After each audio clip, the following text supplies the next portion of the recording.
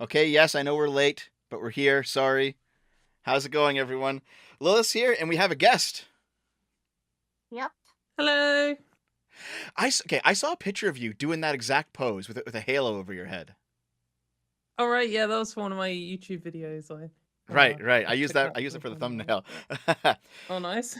So you are Katie Montgomery, and you are a friend of Lilith's. I'm sorry. I have no clue who you are. But Lilith said you wanted to be on the show, so here we are.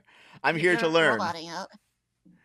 Hmm. Yeah. So, Okay. oh, So sorry. you roboted out for a bit, but Oh, it's I roboted okay. out.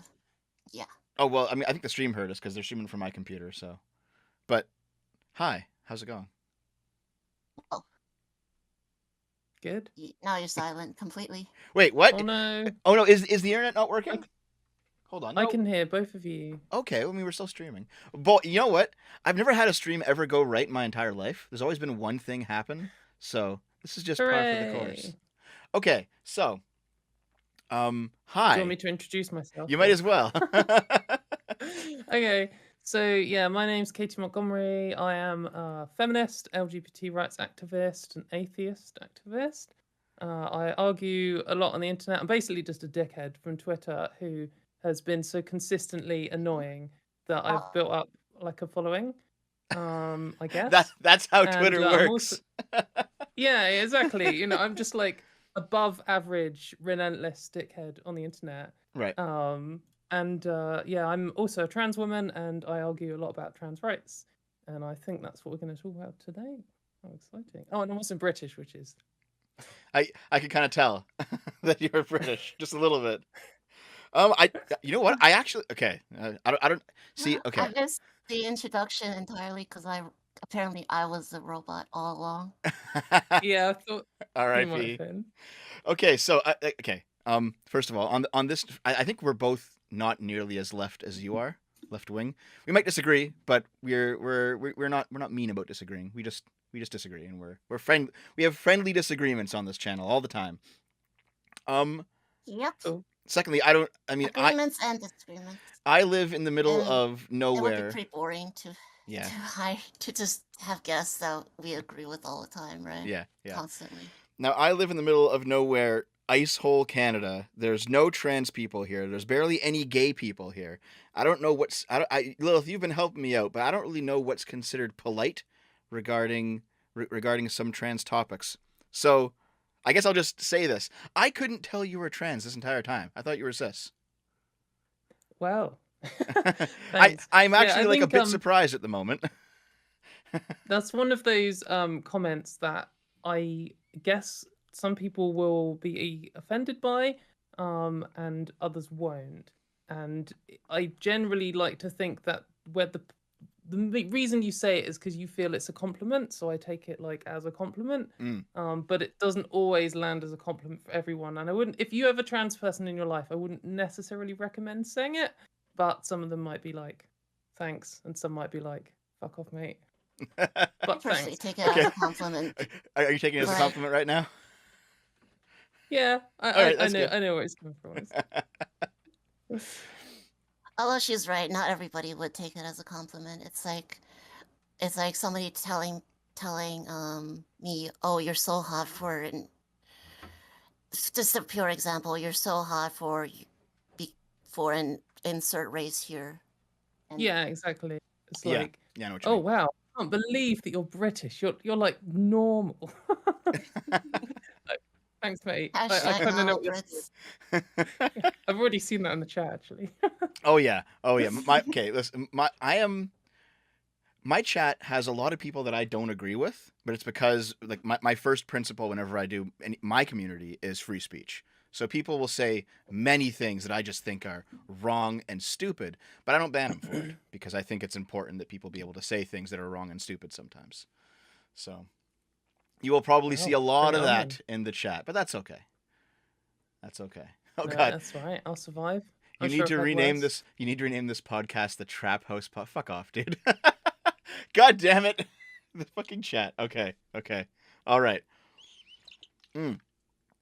So the reason, from what I understand, the reason that Lilith wanted to talk to you was something to do with J.K. Rowling. Now, Right. I don't quite know the story. I'll start with this. I'll Well, start with this because I have a small history of J.K. Rowling on my channel.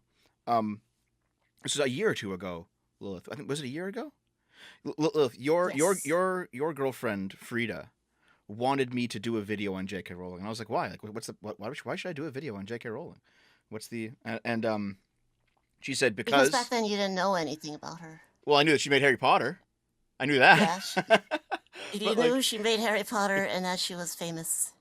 yeah, I also knew that she was like kind of a famous like online feminist in some ways. There's a lot of things that she had said over the years. We're talking like late 2000s, early 2010s about online feminism.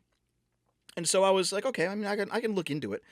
And Frida wanted me to look into it because she thought that J.K. Rowling hated trans people, and I was like, well, I'll see, okay. And this was maybe a year or two ago, so I went through. It was like a 37-minute video going through a bunch of public statements and a bunch of things, and I concluded at that time that there's suspicions that she might hate trans people. There's no direct evidence, but if it came out later that she actually was just a hater of trans people, I wouldn't be surprised, because I likened it to that. Do you know who Richard Spencer is, Katie? Yeah. Yes. Yeah. So do you Unfortunately. Yeah. recall Sorry. there was Of a course I bunch? do. Yeah, of course you do. Yeah. Do you recall that there was a bunch of public interviews that Richard Spencer gave where he's like, "Well, no, I don't hate black people. I just want, America to be whites only." Like very very smoothing over his opinions. But then a few years later, a leaked audio came out. I think it was leaked by Milo actually. It was a Yeah, I leaked remember hearing it. yeah, the leaked audio of him like ranting and raving about black people and stuff. So I He had was a feeling ranting. He was saying he was inventing words I didn't even know about, like octoroon. you didn't know what Octoroon was. That's right. um, but when I was listening to some of the things that J.K. Rowling had said about trans people, it felt to me like a similar situation. That like if down the line a leaked audio came out of J.K. Rowling in private ranting about how much she hates the trannies or something, I would be like, yeah, okay, that's pretty much on point. That's how I felt about it. No proof, but So probably. was that because basically there was a couple of things that happened Mhm. years ago. People were saying that J.K. Rowling's probably transphobic because of like the people that she hangs around with and talks to. Like she was following all of the anti-trans extremists and like no trans people on Twitter, which I get is like you can't make a judgment on that alone, but it's like a red flag. Mhm. And so that was like step one, and that was years and years ago. And then she had something where she liked some transphobic tweet, and that was probably like 2019. And I she, remember she said it yeah, was she was a like, "Oh, it old was a lady middle-aged moment. moment." Yeah, Old exactly. lady. And then in 2020, she posted a tweet saying, like, sleep with whoever, have you dress however you want, but you can't fire a woman for saying sex is real. I stand with Mayor Forstater, who is some knobhead from the UK who doesn't like trans people. And that was like her big coming out moment. And then shortly after that, she wrote this like essay called TERF Wars, where she explained why she held her views. And it was like the gender critical manifesto laying out all of the different talking points they have. So Right, just right. like wondering after which stage you made this like diagnosis. When I Not made that it really this, matters. let's see, September 2020, it looks like. Unless it's like a re-upload. It might have been because I've had to like re-upload videos over Yeah, yeah. because things have been taken down So or that's whatever. probably after she wrote her like It's big possible. main essay thing. Yeah. If anyone's interested, I did a like basically line by line takedown on my Medium where I just go through all of the claims she makes and just looks at each one, but actually provide some sources and evidence because she makes loads of claims in that, but none of them are backed up by any evidence. And also, if you don't really know much about trans people, you might be like, well, why the hell is she talking about this? How is this even related? Why is she bringing up clownfish? Why is this related at all? And so I like try to address those points, and hopefully it gives an overview of why she is actually garbage. But she's I got don't worse. remember She's her got bringing up the significantly worse ones. clownfishes. So What was Yeah, that she about? did in her essay. yeah, I don't know So the clownfish thing. Yeah, what's that? So there's like in nature there are a bunch of animals which do change sex at various stages in their life for various reasons. Right. And one of them is clownfish. In fact, Finding Nemo is false because in clownfish, if you get a situation where, Finding Nemo, that's not a big claim. Like Finding Nemo is biologically incorrect because if there was a Debunked. Because they're situation talking. where Yeah. apart from the talking, there's also a situation where if you end up with only male clownfish in an area, because like the mum gets eaten at the start, then one of the males will just turn into a female, and that's just a natural process that they can go through. And it's quite common in fish actually, but it's also common in frogs, and it's like the plot to Jurassic Park, isn't it? Like all the dinosaurs change sex. And so Yeah. she was basically Oh yeah, saying that's right. That did humans aren't happen. clownfish, which is like a classic gender critical thing to say, as if anyone's ever claimed that humans are like clownfish. No, Anyway, the trans Yeah, so activists are saying humans are clownfishes. yeah, yeah. so Well, I just made a point that she doesn't know what she's talking about. So. the more that I poke around the online trans community, which I'm sure is not representative of the offline trans community because everyone online is insane at all times, but I have found some pretty radical trans activists who have actually done the Probably me. whole biology isn't real thing, and I'm like, come on, guys, like, but like, I get the point though, like, I can kind of see it, I but I think like, I'm trying to really figure out what to, I'm trying to really plan out my words here. It's all right. J.K. Just dive in Rowling's and say it point and I'll show you there, a knob. the point there seems like, okay, I get what you're saying, but it doesn't seem to be relevant to humans. And also, I've never met a single reasonable trans person who has denied biology, and who has said, yes, my sex has magically changed. We've waved the magic wand, and all the chromosomes are Wow. Yeah. switched, and it's like, come on. I wish it was that easy, though. So- Yeah, dude. Yeah, well, I don't. It depends. I mean, it depends if you want me to go into this argument now. Or you want to carry on J.K. Rowling? But I guess my position is that lots of people often imagine that sex is just like this one single property you have, like eye color. You know, or you could have two different eye Oh colors. yeah, But like sex is very dimorphic and like yeah, there's loads of different things. There's obviously like chromosomes, and then there's things like genitals and like gonads. But then there's also things like all the different genes which are on and off in your body, like the reason that women grow breasts and men don't isn't because only women have the genes to grow them. It's because due to hormone levels, some genes turn off. Like your genetic code like has a mechanism. It's called epigenetics, where parts of it turns on and off, and that's different between men and women. But you can change it. So there are lots of things that you can change. Obviously, you can change hormone levels, and then you can turn certain genes on and off with hormone levels, and you can change other sex characteristics, but you can't change all of them. So you obviously can't change chromosomes. Mhm. yeah. So if often the straw man position of my position basically is, oh, Katie thinks that you can change chromosomes, she's an idiot, and like I obviously do not think that I can change chromosomes because all the things that I've changed like are paid for. So I would know if I pay for a chromosome surgery in.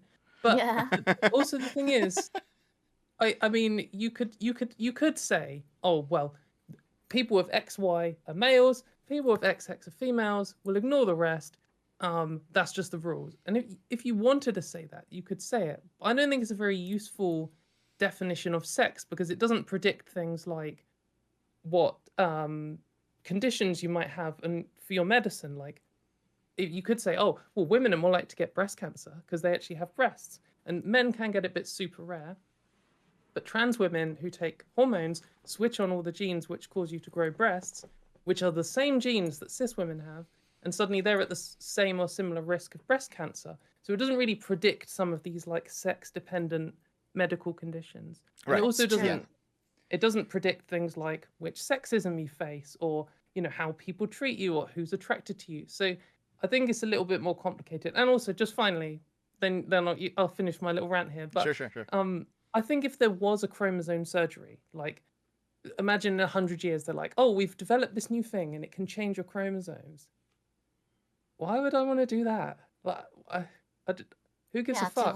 To what effect does chromosomes affect my everyday? Yeah, and also imagine if like you woke up tomorrow and I was like, ha, in the night you got really drunk and I took you to the chromosome surgery place and I paid £10,000 and now you've got XX chromosomes.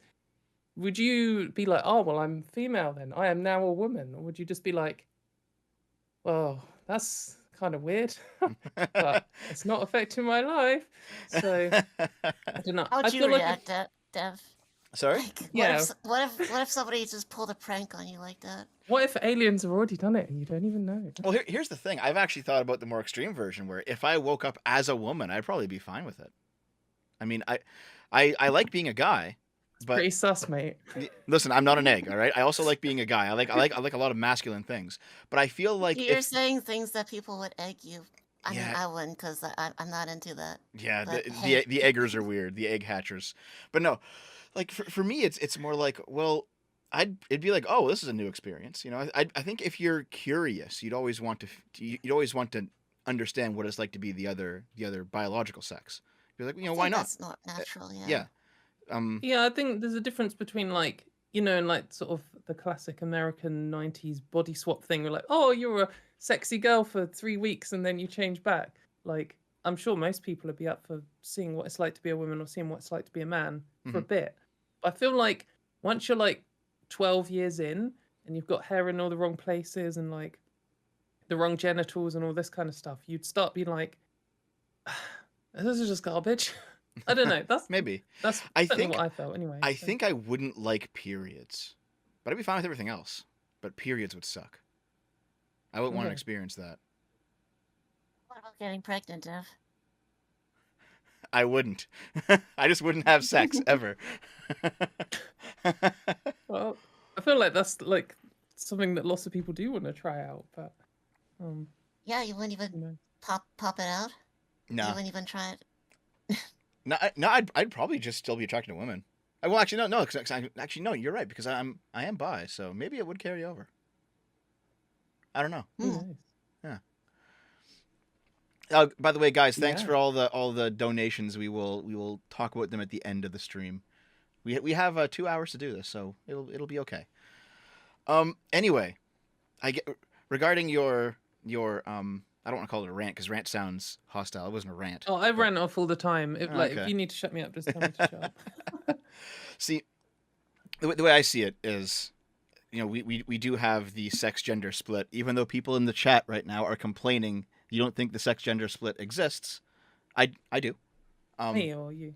And so what? No, in the chat, lots of people in my chat are like, "There's no such thing as gender. Sex is the same thing as gender." And I'm like, calm down, guys. Like, you know, gender is the cultural or social expression.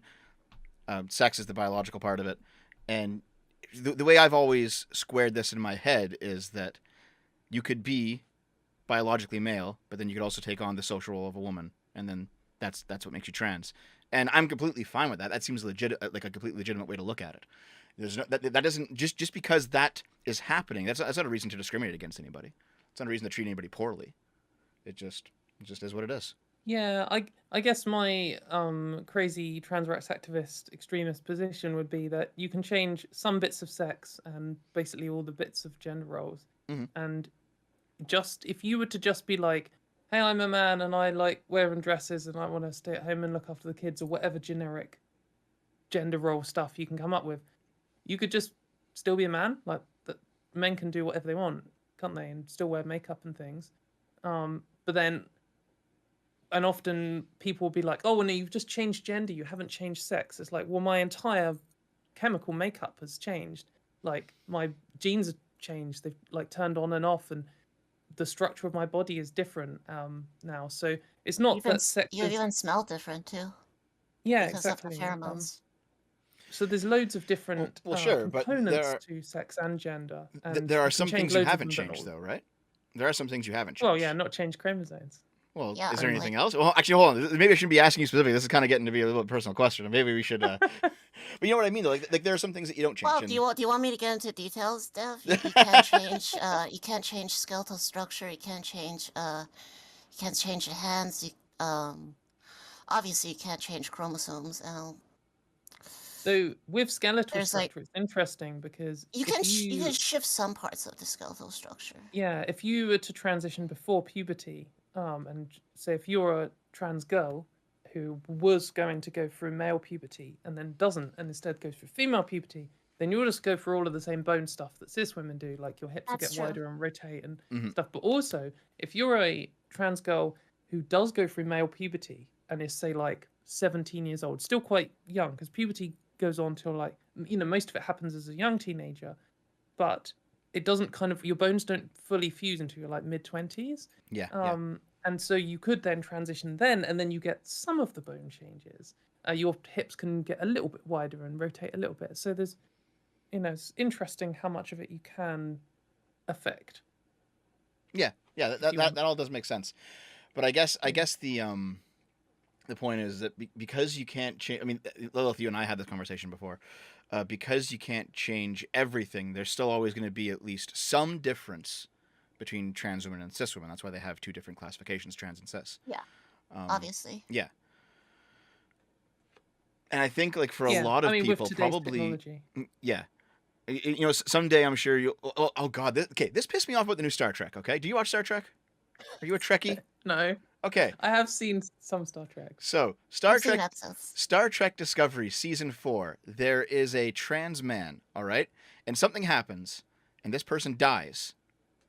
But their consciousness is stored inside of their girlfriend, as like a spirit or something.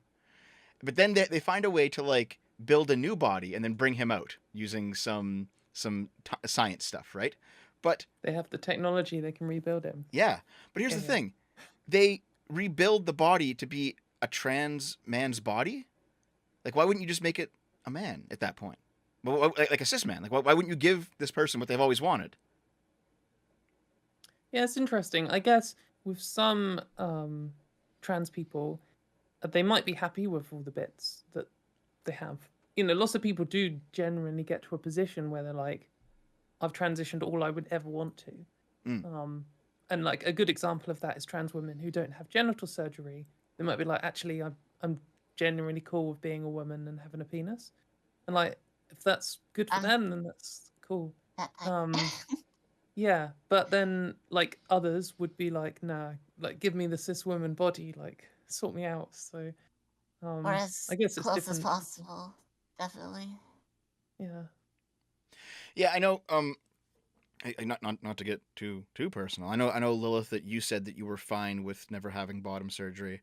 I know Rose of Dawn, another friend of mine. She's had bottom surgery, and she said that was kind of the thing for her. So I guess it's just whatever you feel like doing, Yeah, it's really up to the individual, and it doesn't really make somebody less trans because they don't want all the procedures. Mm-hmm. Also, this is one of those things where, like, sometimes I have had people say this before, like random knobheads on the street or people in YouTube comment sections would be like, "Oh, well, you're not a real woman unless you've had genital surgery." It's like, well, I mean, you can claim that's your belief, and maybe if everyone walked around naked, you could have that belief. But you don't know what my genitals are, and I could lie about them, and you would have to assume that I was telling the truth, or just assume I was like it doesn't actually affect, unless you're going to have sex with me, or we're going into like a naked sauna or something. You're never going to know, and it doesn't affect you. Yeah. So I think it's always it's important to look at when we're talking about trans people.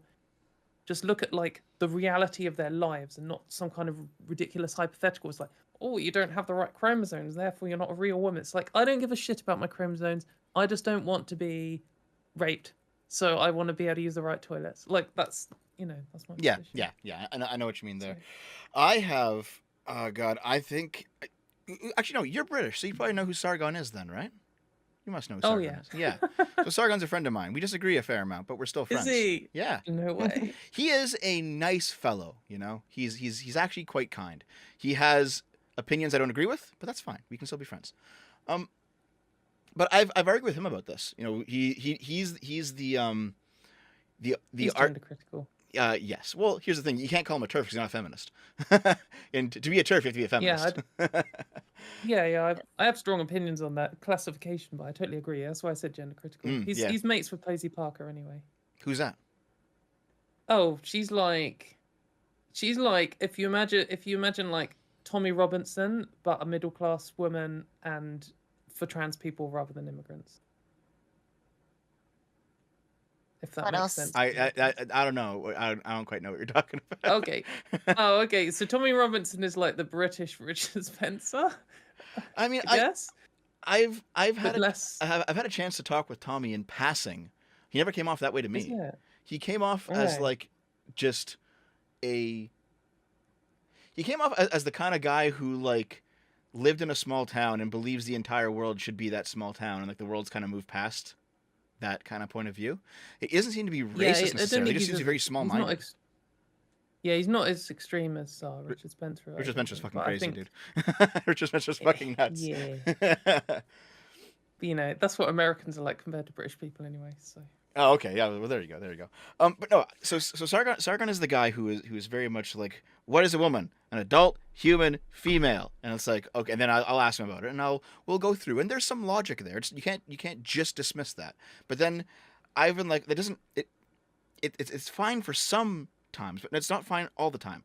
And so I've gone back and forth with him on this a few times now, and I was like, and I've been saying, okay, well, why do you say that? Why is that your definition? And he says something along the lines of, because the roles of men and women are there to facilitate reproduction, and you have a culture surrounded with reproduction because you have to propagate the species. Okay, fine, fair enough. Okay, so if I'm interacting with somebody outside of that reproductive necessity, does that definition really make any sense anymore? And it's like, well, not maybe a bit, but not really. Like, what if I'm looking for a girlfriend? Okay, well, to me, what is a proper girlfriend? If I'm looking to have kids, somebody who is of the opposite sex, and there you go. Like that's pretty straightforward, and you can't really argue with that if you want to have your own children.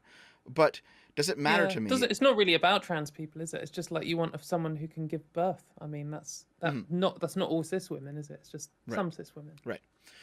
But still, though, if you're, let's say that a guy who wants his own kids, if he's dating a woman who ends up being infertile, that relationship might fall apart. It's not his fault. It's not hers. It's just they're just not compatible.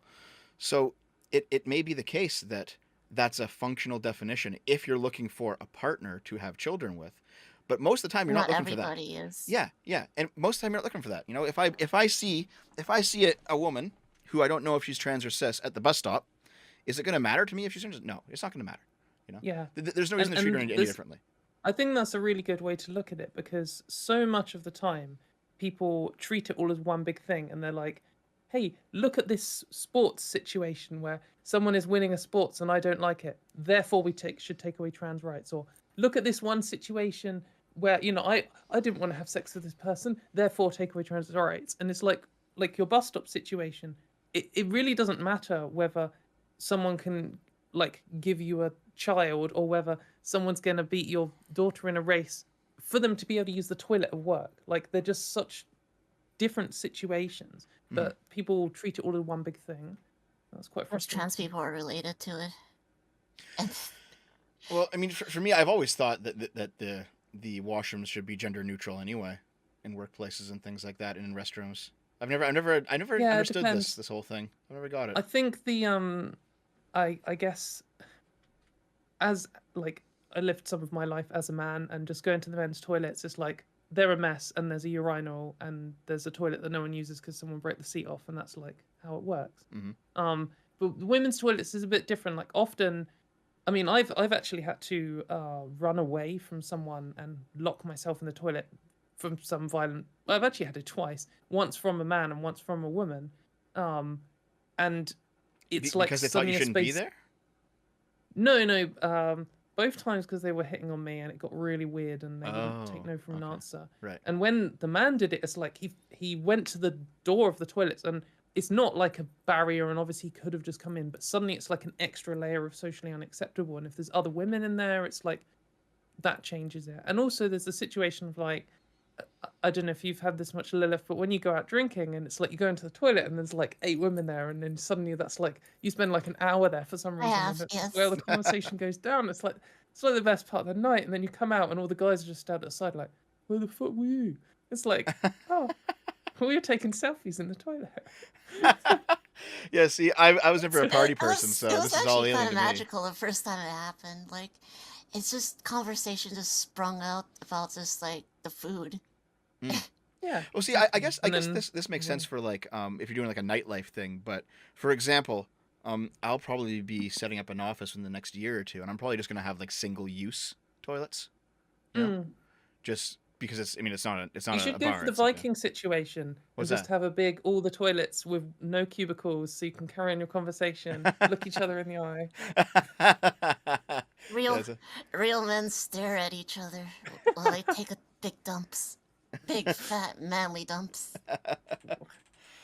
Oh God. Yeah, that's one of the main things when you transition. You no longer do a Well, poo. okay. Yes. Yeah, that's right. Of Keep in course. mind though, like Estrogen completely eats all the poop. I have. It just Oh, is that what happened? Is that annihilates it it? from this. It annihilates it No, from this isn't its where we're system. going. Quick, change the subject. Yeah, yeah. Change the subject. So I've done a bunch of menial jobs that included cleaning bathrooms in various places, and I do not buy your description 1 minute that girls' bathrooms are somehow cleaner than guys. There is Oh no no, they're fucking not. way. There is They no are fucking disgusting way. sometimes. I have had to clean some girls' bathrooms, and they have been worse than the guys in sometimes. Yeah, one of my friends They have been, cleaned yes. toilets for Mhm. ages, and he said that the grimmest thing that he said he ever found was someone had got a pint glass and like jammed it round the U bend of the toilet. So he put on this he in the girls' toilets. So he put on this like long glove that like goes up to your shoulder, and he was like unscrewing it, and then when he pulled it out, all this water come rushing back because it was all like blocked up with all like shit in it and stuff. But Lord. because his arm was so far in, it went over the edge of the glove and then filled up his glove. Yep. Oh And then so he was no. just like he was stuck with this and it's like a rubber glove and he couldn't get it off and it was just like full of like the whole evening's worth of like piss and shit. Yep. Yep. Oh no. Anyway, That's a I didn't want nightmare to have a toilet scenario. conversation. So we're here to talk about J.K. Rowling for a minute, Yeah, and Yes. talking of we got to shit people. this. We got to this. Here, you know, let's We actually have talk. fun here. We do have fun here. Let's actually talk about J.K. Rowling. If we want to have other conversations, we'll come back to it at the end. Okay, so let's. Yeah. J.K. Rowling. I did my video. Yes. I looked it up. I called the video "Is J.K. Rowling a TERF?" I go into it for 37 minutes. Oh yeah, the subtitle of the video was "Sexist Deletus," because why not? And I basically concluded in that video that it sounds like she might be, but if it turns out down the road that we found out that she was, I wouldn't be surprised. But so like who knows? But probably was my conclusion. But that Okay. was a year and a half ago, and have things gotten crazier in the past year and a half? Yeah, I mean, I mean, to me, it appears that she pretty much only uses her Twitter to just dunk on trans people now, and tweet out chummy stuff to her, like anti-trans pals. There was a photo shoot she did recently where she went and met up with like the leaders and influential people of all these different gender critical groups and stuff. And the Daily Mail like had this double page Clean spread of turfs. yeah, and she met up with like a few people. There's just so many of them. You know, like the whole room. It's full of like the person who founded or one of the people who founded LGB Alliance, which is some specifically anti-trans gay group, which is mainly straight people. And she met up with this person who she's been promoting this shop loads called Wild Woman Workshop, and they sell like a mug that says "Proud Transphobe" on it, and things like "Trans men are our sisters" and "Trans women are men." All like Yeah, it's yeah. pretty brazen. She met up with this one lady who runs a group called Get the L Out, and Get the L Out released this report which genuinely had the quote "all transsexuals rape women's bodies" in it, which is just utterly insane. She's met up with What is their Dr. logic Kathleen for Scott, there? For that slogan, Oh, hang on. all trans women rape women's bodies. What is their logic? So yes, this is like where turfism and gender critical are slightly different. It's like this Okay. is a turf thing. Like it's truly from radical feminism, and it's where it gets so like abstract that you end up coming up with these ridiculous conclusions like that. It's a Janice Raymond quote, and she's also famous for saying the problem of transsexualism would be best served by morally mandating it out of existence. But yeah, she come out with this all transsexuals rape women's bodies because what she means is she doesn't mean literally force sex on people. She means by the act of changing their bodies to be like women, they are stealing what women have without women's consent, which is just as bad as rape. So it's fucking nonsense. It's offensive to rape victims. And Yeah. she is a grim person. Oh, that sounds like a second wave thing to do. Like Yeah, they call everything rape. Like Yeah, it's they from the do. they 70s. think like maybe. heterosexual relationships are rape. They think liking just like a woman liking guys is rape. It's the rape of the household. Yep. And they like to compare things to slavery a lot too. Yeah. So Yeah, so the gender criticals do that as well. They call transition woman face, where they're comparing it to blackface and saying me wearing I'm my serious. own That's clothes kind of and funny. That's kind of funny. some of this stuff is just so deranged it makes me laugh It's when I fucking read it. crazy. It's like, wait, you're comparing me having long hair and sometimes wearing lipstick and stuff to minstrel shows. Is that really the comparison you're making here? Completely missing the point of why minstrel shows were offensive. Okay, if to I was begin Yeah. with. if I was going to absolutely steelman their position as best as I can, you could make that claim about drag queens, but not about trans women, I think. Yeah, I That is the think best I can get. I can go with it. That's the best compromise I can offer. you can make the argument that drag queens, or at least some drag queens, parody femininity, and they maybe do so to take them like piss of women. I don't know if that's I'd agree with that. I don't really know much about drag. Me I don't know if neither. I'd agree with it, but there might be some of it which borders on misogynistic, but I don't think it's inherently misogynistic. Mhm. But yeah, I see what you're saying. But even then, it's not the same as like, you know, the stuff that's based on the subjugation of people based on their skin Where you color. have like Oh, the to a pure TERF, black it's face probably and no like difference. the big white lips, and he's like pulling the cornbread out. Yeah, I've seen the shows. Yeah. Yeah, but yeah, so like J.K. Rowling, she's like really good friends with all these people, and she talks to them all the time. She's pushing them all the time. When she came out saying she was gender critical, she was pushing this lady Maya Forstater, who is someone who didn't get her contract renewed because she was saying a load of anti-trans stuff at work or whatever. The tribunal's on right now, and I don't quite know all of the exact things that went down, and the ruling's going to come out soon. But she's unambiguously transphobic.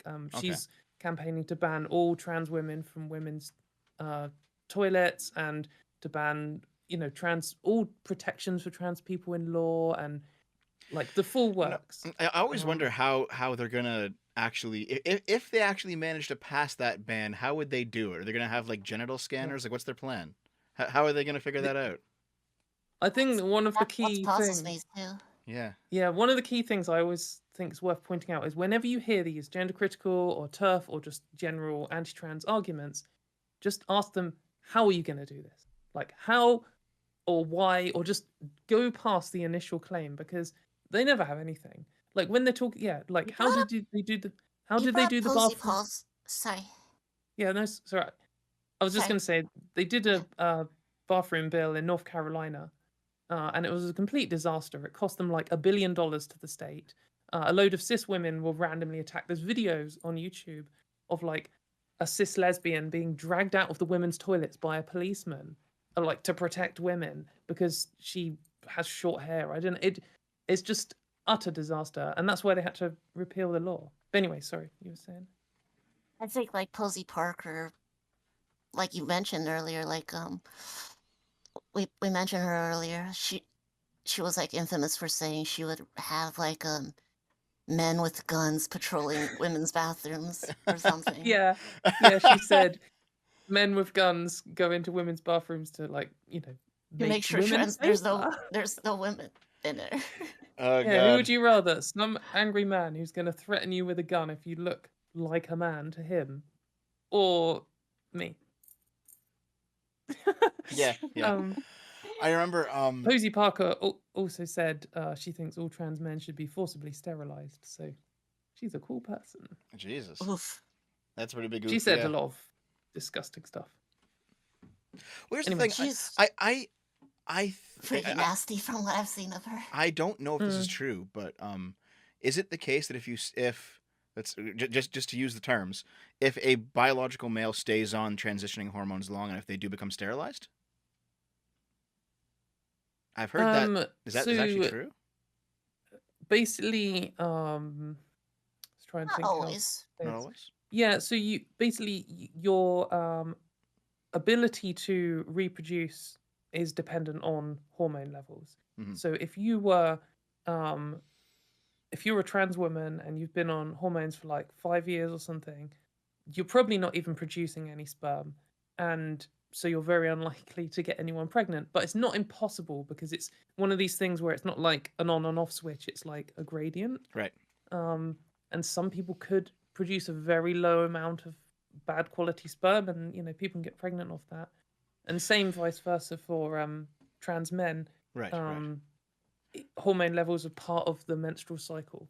So, and if you start blocking them, then it won't happen. There is another trans person that I know who's 40, and she's been on hormones for 20 years now, and she told me at one point that there's a point of no return where even if you get off the hormones, you'll never produce sperm again. You're just done.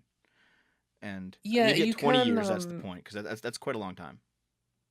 Yeah, it's one of these situations where sometimes you'll hear people and they'll go on hormones for 6 months, or maybe not that short. They'll go on hormones for 2 years, and then they'll be like, actually, I want a kid. And then they never can reproduce again. And then you get these other people who've been on hormones for 20 years and then have sex once and somehow get someone pregnant. It's like, for most people, I think it's usually best to assume that it's probably going to make you infertile, but it won't necessarily. So be careful in sexy time.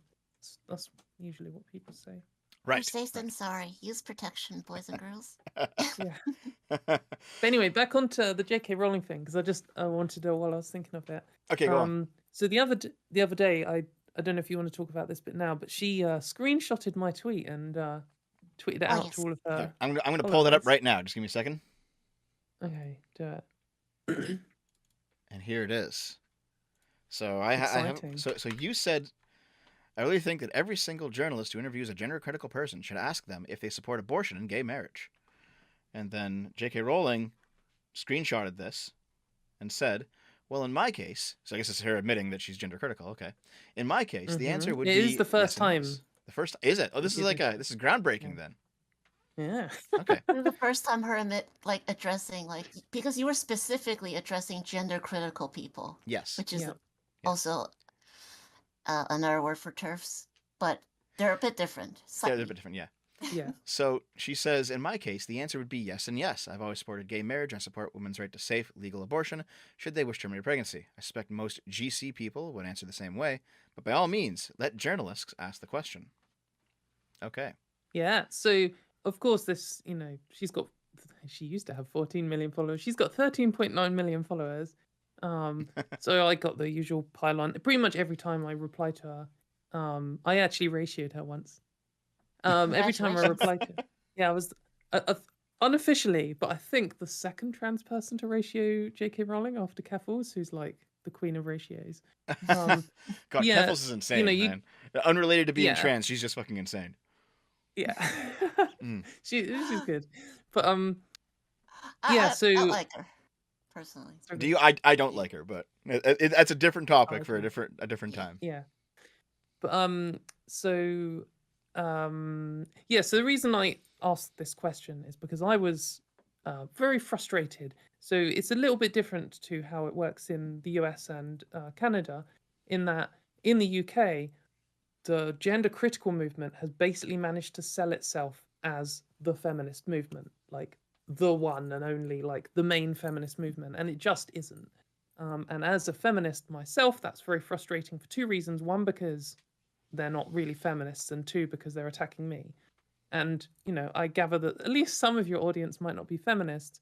I think everyone should agree that it's very frustrating when people claim to be something that they're not for, like, propaganda reasons. Like, it'd be super frustrating if you were, like, a communist and you went around saying you're a centrist, or equally if you were a fascist and you went around saying you're a centrist. It's just like, mate, just fucking own your position.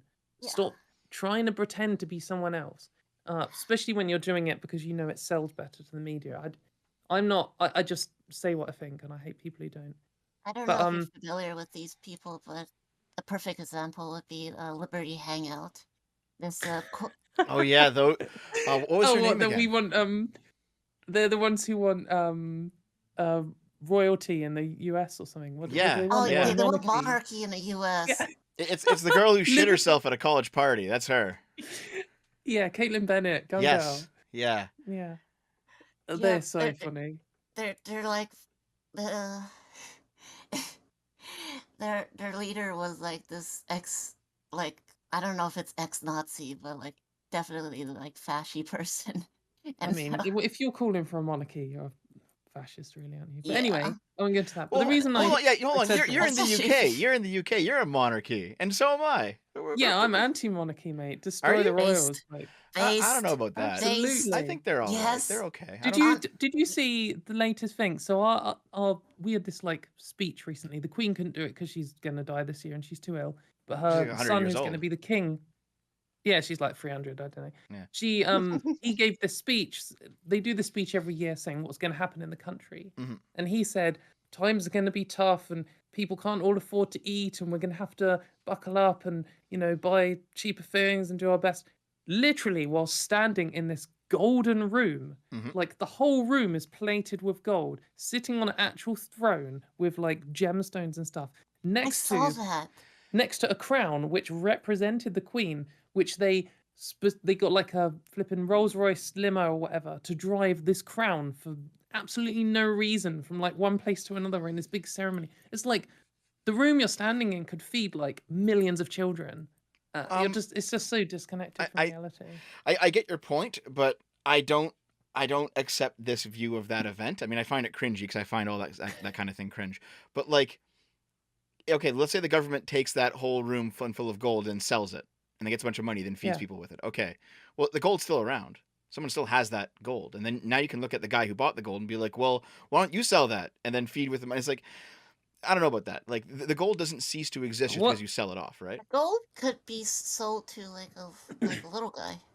What do you mean by it little could guy? even it could even not be sold, and it could be put in museums, and then you could charge entry for people in museums to come and see it from other countries, and it'd be like, hey, look, we used to have royal people, and then we cut all the heads off, like in France, Well, and listen. I don't want and a now you can Thermidorian come and. reaction. Okay, I don't want that shit to happen. But well, no, don't you already have that? Like, don't I mean, we do it here in Canada? You can tour Parliament anytime. Like, can't you go in and check that shit out and pay to do it? Yeah, but like, Yeah. even if we like drop this kind of idea of selling the gold to make money, I mean, which we could or could not do for whatever reason, we're still in a situation where like this dude who was just born into it has a load of power and controls these things and owns several castles that you can't just go in. And we could just stop that. I mean, why should he not have to earn his way? Yeah. Just Let either anyway. sell those black castles or let other people go in. Yeah. I was under the impression that the royal family doesn't actually like Charles or I guess Elizabeth, she's still alive. She doesn't actually own the castle personally. It's like an estate. Like it's Complicated. yeah, it's not quite the same. But no, like I don't. Here's the thing, like I'm still ultimately a democracy cuck, so I'm okay with either a constitutional republic or a By the way, parliamentary if you're democracy. But if you're Canadian, Mhm. she's your queen too. yeah.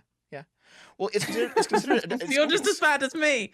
Well, of course, I'm not saying I don't mind Canada's monarchy. No, I'm okay I'm with just that. joking. It's fine. I'm okay with that. I know, like Yeah. in terms of the technicality of it, she's considered the Queen of Canada. So she holds like a different office with its own rules, but it's just like like they Xeroxed the original Ceremony, office and yeah. just put it over here. I mean, I don't mind that because the power is still with Parliament, the actual real power. So it's still ultimately it's still something that people vote on. I'm okay with having a figurehead as a monarch. It doesn't bother me too much. We've got like lords and stuff over here, so. But Yeah, anyway, yeah. We have a onto Senate. the, We have a Senate instead of a House of Lords. So it's a little bit different here. So anyway, I asked this question. The reason I said this is because sorry. J.K. Rowling had been chumming up to this lady called Caroline Farrow, who runs this Catholic activist group, international, big, well-funded group called Citizen Go. And Citizen Go are very aggressively and openly anti-gay marriage, anti-abortion, just like anti all the things that feminists like. I very strongly disagree with her on absolutely everything because I'm also an atheist. I think she's a shit person. Anyway, she's friends with J.K. Rowling because obviously she doesn't like trans people either.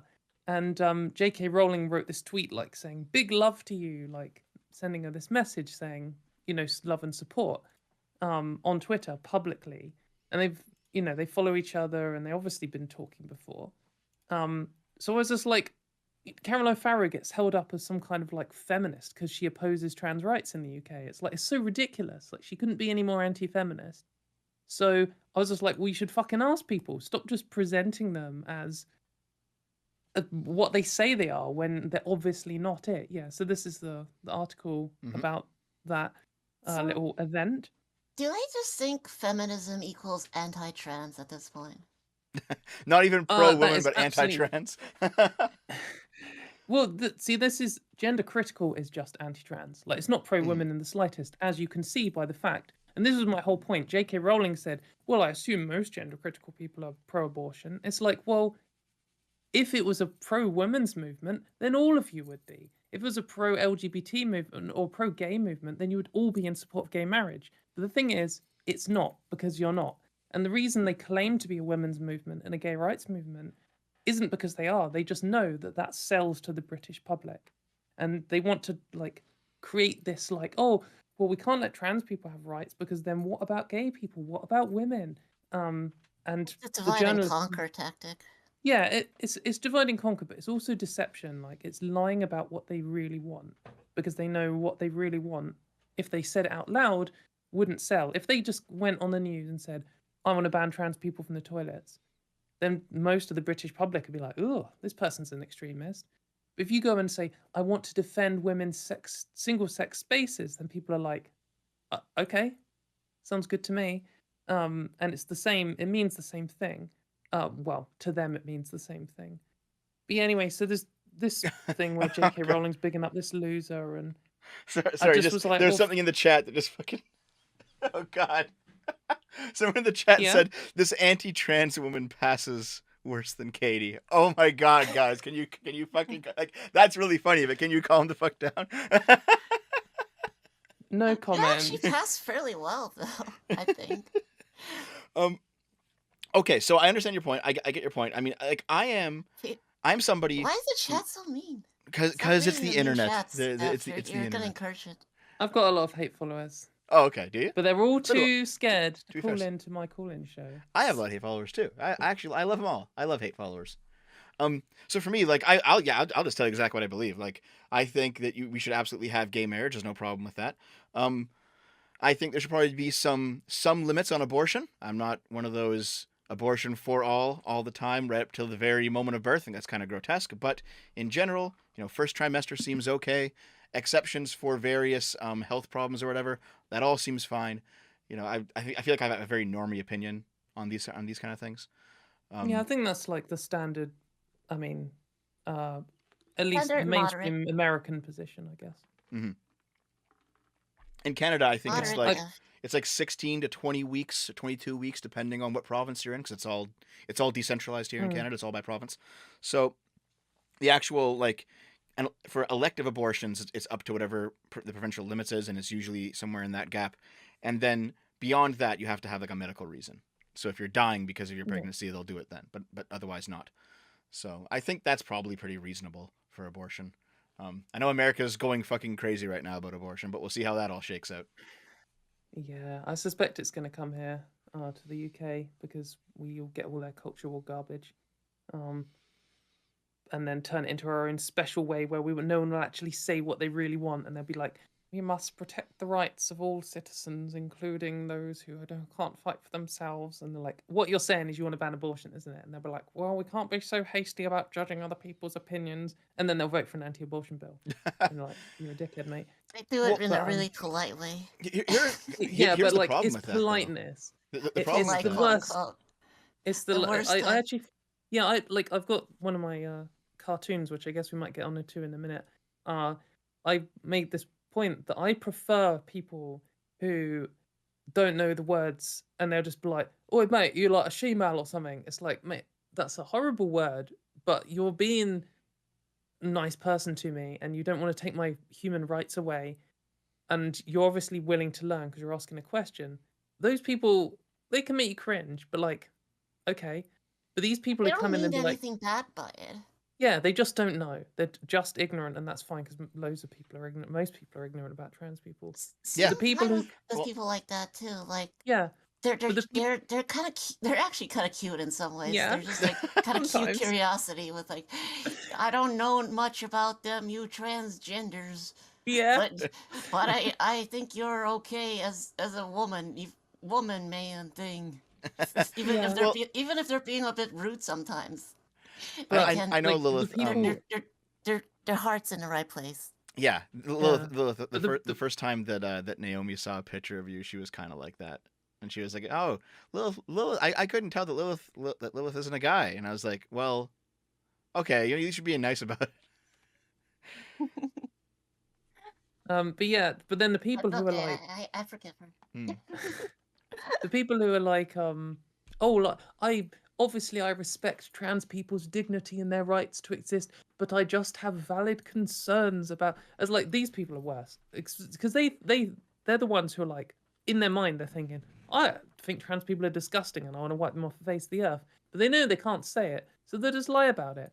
And like, even the people who do say that, even like the Westboro Baptist Church, who come up and just say like, you should be eradicated or whatever, like At least they're they're honest better. Oh, about it. At they're least the they're guys with honest. like Yeah. the signs that say like God hates fags. Those guys. Yeah, like Okay, they're yeah. obviously shit people, and I obviously 100% disagree with them on absolutely everything they think, but at least they're saying what they think. And these people who think the same things as them, or maybe even not quite as bad, but lie about it and pretend to be like some progressive feminist position, like J.K. Rowling, I have no respect for them at all, because like it's just That's what I pathetic noticed about gender critical people. Like they try to hide all their the fucking bigotry time. behind like All the time. layers, multiple layers of like concern trolling almost Yeah. like, oh, I'm just concerned about this issue. As just like, and I'm concerned about that. Is just like, what about women who feel unsafe in the bathroom next to a trans woman? Well, why does she feel unsafe? Yeah. It's like Garbage.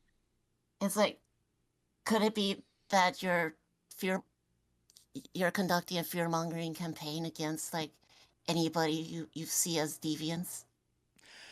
Man, Yeah, I think it's what really makes the conversation worse is that there's always somebody who actually does that worst case scenario. Because I think it was it was a very highly publicized event in the United States where a trans woman got to use women's washrooms and actually did start sexually assaulting women, and that happened in the I States. mean, But here's the thing, there is going to be yeah, of some. course, 'Cause, but I mean, people will some take trans that. people are criminals. Yeah, people will take that and then blow it up into like, this is how all trans women are. They're all just trying to get in women's panties by going into the washroom. It's like, well, calm down, guys. Like, no, just because some do it doesn't mean that all do it. Like, it's a ridiculous point of view, I think. Like Yeah, and I it's mean, called like the perfect exemplar Yeah, fallacy.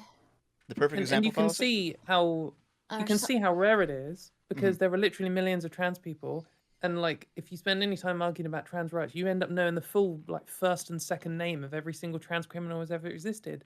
Like, okay, I've been asked about Karen White like 50,000 times because she's like the one trans person who's Who's committed a that? crime whilst in prison. She's a trans woman who got put in a women's prison, not because of the laws in the UK, because they actually didn't follow the laws and there was a mistake. And then, whilst in a women's prison, she sexually assaulted someone by groping their bum or something like that. It might have been worse than that, but it wasn't like rape, which is often how it was described. But and obviously that's disgusting and shouldn't have happened, and it's bad any sexual assault happens. But it's like held up of this idea, therefore we can't put any trans women in women's prisons, and it's like, well, you've got this one example where the current law wasn't followed, and you're ignoring all of and like she was convicted of sexual assault, like that was why she was in prison. So obviously you shouldn't be putting anyone who sexually assaults people in with their potential victims. You shouldn't be putting men who go around sexually assaulting other men just in with the other men, because they'll be, they might start doing it to all of the other inmates. Right. So it's just a ridiculous scenario, and you're ignoring how most prisoners are non-violent and all this stuff. But you learn the names because there's so few of them. I mean, this happened in like 2016, and I still see it almost every fucking day. Someone's like, Karen White. It's like, well, it's obviously so rare as a thing. Yeah, That I guess it's kind of like everyone knows who Jessica Yaniv is. People like that, yes, I was right? gonna Yeah. bring Yeah. up yes. She might Like be a in more North America, it's American just example. Yeah, it's he's just like, getting even in North America. there's- Like she's fucking insane, but like everyone talks about it's her just because like there's yeah, not that many other. It seems like there's not that many other trans criminals. Yeah, She's like the big. She's like the big one. yeah, and Yeah. there's a few. You know, there's millions of trans people, so there's. I mean, I don't know what percentage of people are criminals, but like it's just going to be the same for trans people, isn't it? Or slightly higher even because trans people are more likely to be poor, and that affects crime rates. Mhm. Though maybe that's too left wing for this channel. No, we are all perfectly rational actors here that all have pure free will at all times, and that's how it is. Uh-huh. All right. I've been reading a psychology text about free will, and it almost seems like free will is like a finite resource, and you only have so many good decisions per day you can make, and once you've made them all, you're much more likely to just like switch on autopilot and do things that you really don't want to do. It's very interesting, but that's a different topic. Yeah, I always consider myself as having decision energy, and like you can make one huge decision or like a few big decisions or like loads of small ones, but you just run out of it, and then you, like at the end of the day, someone's like, "What film do you want to watch?" And you're like, Yeah, whatever. Should we just put on whatever you want? It's Yeah. okay. Yeah, I know what you mean. Yeah. people use that like they wear you out, and then they're like, oh, you're more suggestible. Yeah.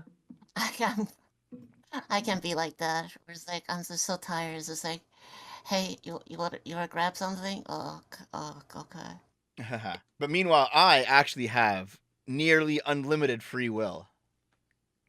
Yes, I'm part of the free will master race. Let's call it that.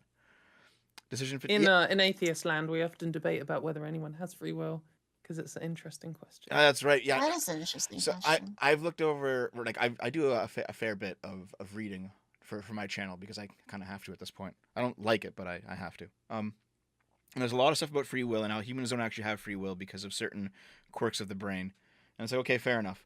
But we still treat people like they have free will because if you don't have free will, then how can you be responsible for crimes? Yeah. And it's like, well, you still need to Yeah, put people in absolutely. jail. So I think that's where what is it called? Is it compatibilism? The idea that I'm not sure what that free will and determinism and like determinist view are also compatible. I'm hold on. I'm sure it's on Wikipedia. Everything's on Wikipedia. Let me just Yeah. quickly. Yeah, it's Okay. interesting. Compatibilism is the belief that free will and determinism are mutually compatible, and it is possible to have both without being logically inconsistent. Okay, yeah. Exciting. I should know that term. That's the kind of thing that comes up in atheist arguments. Compatibilism? Yeah, someone will ask me about that on Sunday. I'm going to at one point do a video on free will, I think. Because I think you have to do some like internal gymnastics to really figure it out. But I think it's possible to figure it out. Anyway, okay. Yeah. So what was Onwards. sorry, Jesus Christ. Sorry. What was the next part of the J.K. Rowling story? Yeah, so she went for me and I got a pylon, I guess, standard stuff. Those But are always fun on Twitter, her to be fair. response, yeah, her response, I think it was a bit of a self-own because she said she supports abortion, which is good, and she supports gay marriage, which is good. Like I assumed that she did, but my point, obviously, in asking that question was to say, yeah, but not all of your allies do, and you're claiming to be a women's rights movement, and obviously you're just not. And it's like Caroline Farrow, who I mentioned earlier, isn't the only one. She also started her charity Lumos with this Baroness Nicholson, who's literally a baroness, which is just ridiculous, like Dark Ages stuff. She sounds like a villain. A Yeah, I villain? mean she is. She is like a textbook or comic book villain. It's like a Saturday morning Baroness Nichols. Yeah, exactly. Baroness Nicholson of Winterbourne. Winterbourne. But she's anti-abortion, or to some degree. She's just introduced a bill like 2 years ago to half the time limit on abortions, and she's like virulently anti-gay marriage. She is so anti-gay marriage that when I think it was in the 80s or the 90s, there was this group called the Lesbian Avengers, and they like were protesting on her lawn and all kinds of stuff. And now she's somehow being raised up as some kind of hero of the women's rights and gay rights movement because she's gender critical, just because she doesn't like trans people.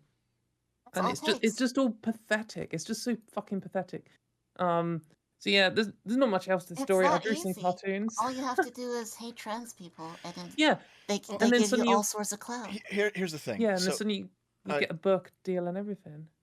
if you don't mind me asking, how you want to give your your actual age, like approximately how old are you? How old do you think I am? Late 20s? Is that about right? Yes, I'm very early 30s. Oh, okay. So I'll take late 20s as a compliment. So we are the Nice. same age then. Okay. So 'cause I'm also around there too. The thing is, I was a young, dumb 19-year-old communist at one point, and I went off to Okay. university and I took a few gender studies classes in the mid to late 2000s. And I remember hmm very, very clearly, and I think I still have some of my old course material that can back me up. I don't have it on me right now, but I have it on my bookshelf somewhere, like some old books, where like the mainstream view within the feminist movement of that era, so that was at this point 15 years ago, it was very turfy. It was very turfy. The stuff that we talked about in those gender studies courses talked a lot about how trans women were often just male infiltrators into women's spaces. I'm sure that's a phrase you've heard before. But like They taught you that in university. they taught me that Bloody hell. in women's studies, in gender studies, in university. And this was That's they had you must have had a gender critical professor then. Yeah. I had several professors like this, and they talked a lot about women's issues. They talked a lot about like race and class. There was a lot of critical theory stuff. There was a lot of stuff. There was even a lot of just like openly socialist revolutionary stuff. But when it came to the trans question, it was very turfy. The trans The question. trans question, yes. And then like Doesn't sound like anything else. at the same time, like That's how they praise it though. I recall poking around online and like various kind of feministy and lefty spaces online, and they also had this turf kind of bent to them. There's a very famous webcomic from this era that I recommend no one look up because it's terrible, called Moon Over June. All right, and the only reason I'm bringing there's no one I should remember ever Moon Over yeah June. no The artwork is it's fucking atrocious. trash, yes. But like no one should ever talk about this ever. But there's one kernel that we can talk about. And it's just that it was a comic about lesbians, and one of the two main characters absolutely hated men. But this wasn't a caricature because it was drawn by a lesbian. And so she had this character who was hyper feminist and hated men and viewed trans women in exactly this way at the time. I Now we're I 15 years on, the heard Moon comic's still Over going, and June now was she's very pure pro about trans. gay men.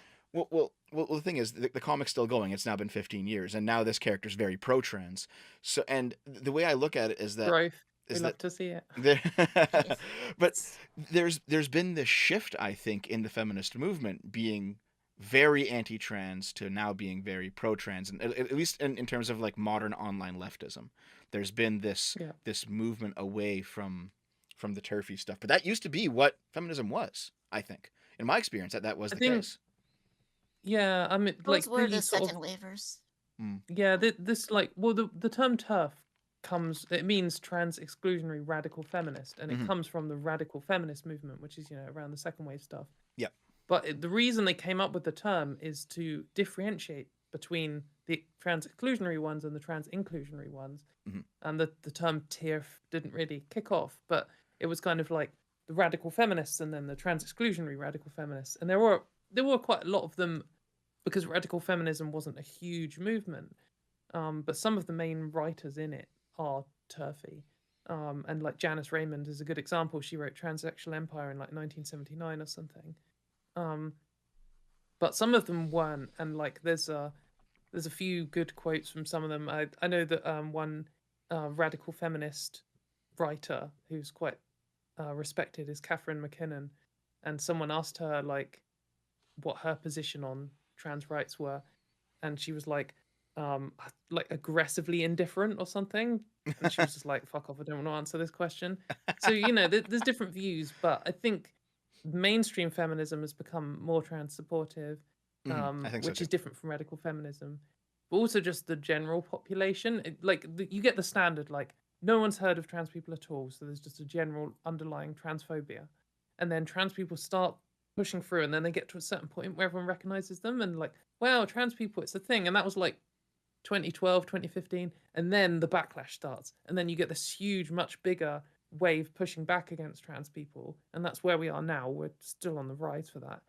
And then that will get boring, and then people will drop off and trans people will just become normal, like what happened to gay people, basically. Yeah, I think so too. They're gonna find something else to outrage over, I think. Well, the problem is, and I think this is the problem with this is a similar critique we can throw against the gay community as well, is that it's not all just baseless outrage. It's mostly baseless outrage. It's like 95% baseless outrage. But I mean, I think the reason that, for example, because I've done videos on this recently, the Libs of TikTok account has blown up incredibly over the past 6 months or a year, is because they are pointing out, and they are absolutely pointing out some gay people and some trans people who are doing some pretty bad stuff. They're the minority, but because it's this big platform pointing out this person doing this thing, your normal your normie, your political normie who's never met a trans person before is going to think, is this what trans people are? The answer is obviously no. That's not what trans people are. But all it takes is someone shining a spotlight on the worst possible example of a community to make people who are say not knowledgeable about the community hate them. Yeah, I think that, well, I'm not saying yes to agree with all of that. I think that Libs of TikTok Agree with all of it basically right now. garbage. Never. Yeah, I think that Libs of TikTok is a garbage person and a garbage account, and they are like just homophobic and transphobic in general. And I think that they probably want to Agreed. ban teaching about LGBT people at school, full stop. And lots of what they do is framing. Like, I'm not going to say that everyone they've highlighted is good. I'm sure they found some bad people. I haven't at all looked through all of what they've done. I've just seen some examples.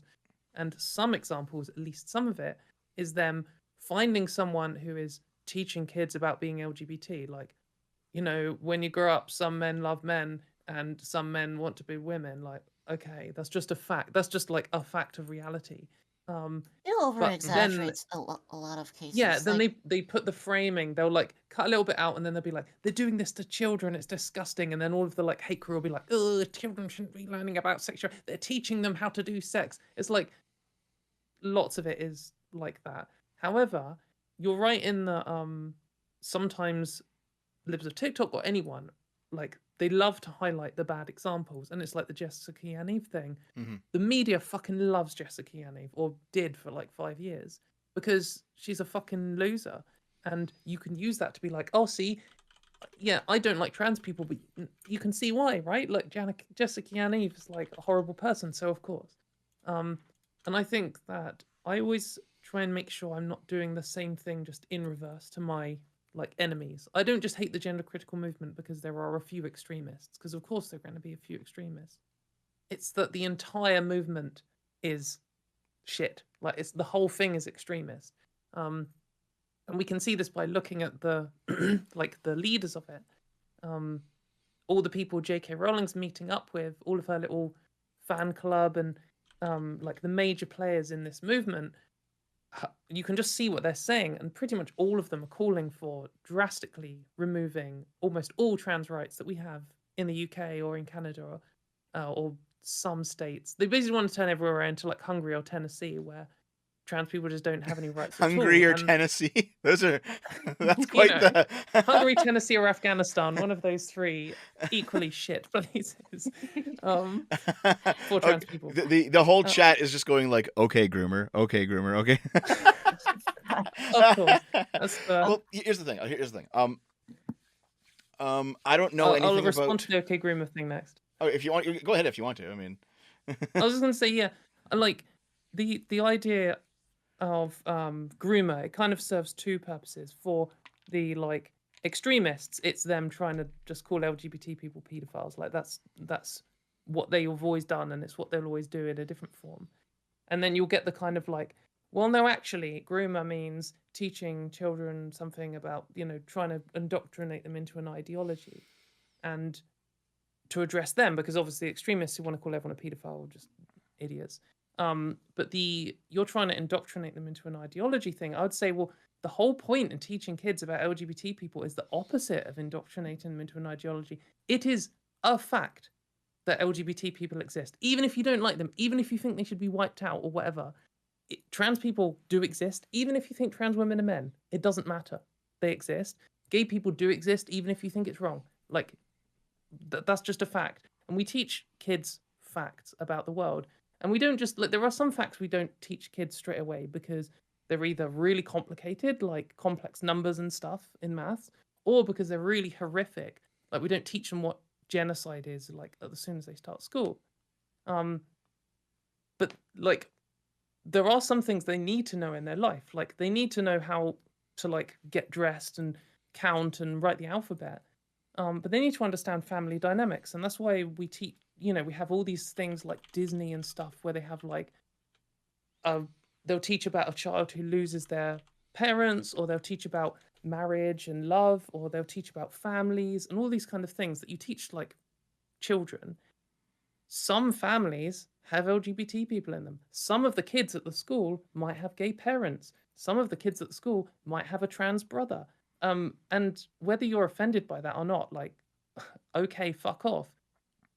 Yeah, But see, we're just there is teaching these because it's a fact. Like, there this is is the opposite of grooming. Grooming is where you teach kids that only straight people and only cis people exist. That's grooming, because it's into this ideology if that I was trans people gonna and gay people don't exist. let's see if I can steel So, man the opposing side here, because you I could think. say do you it. could say for Sorry. example Yeah, go ahead. you could say for example that, like, because we do have at least a few examples now of this happening, where you get teachers pushing people who might be on the edge. They don't know if they're trans yet or not. They don't know if they're gay yet. They're not. They're questioning, but, like, maybe they won't be. Maybe they will be. They're pushing them into that camp. You could make the argument that that's grooming. I don't think that's good.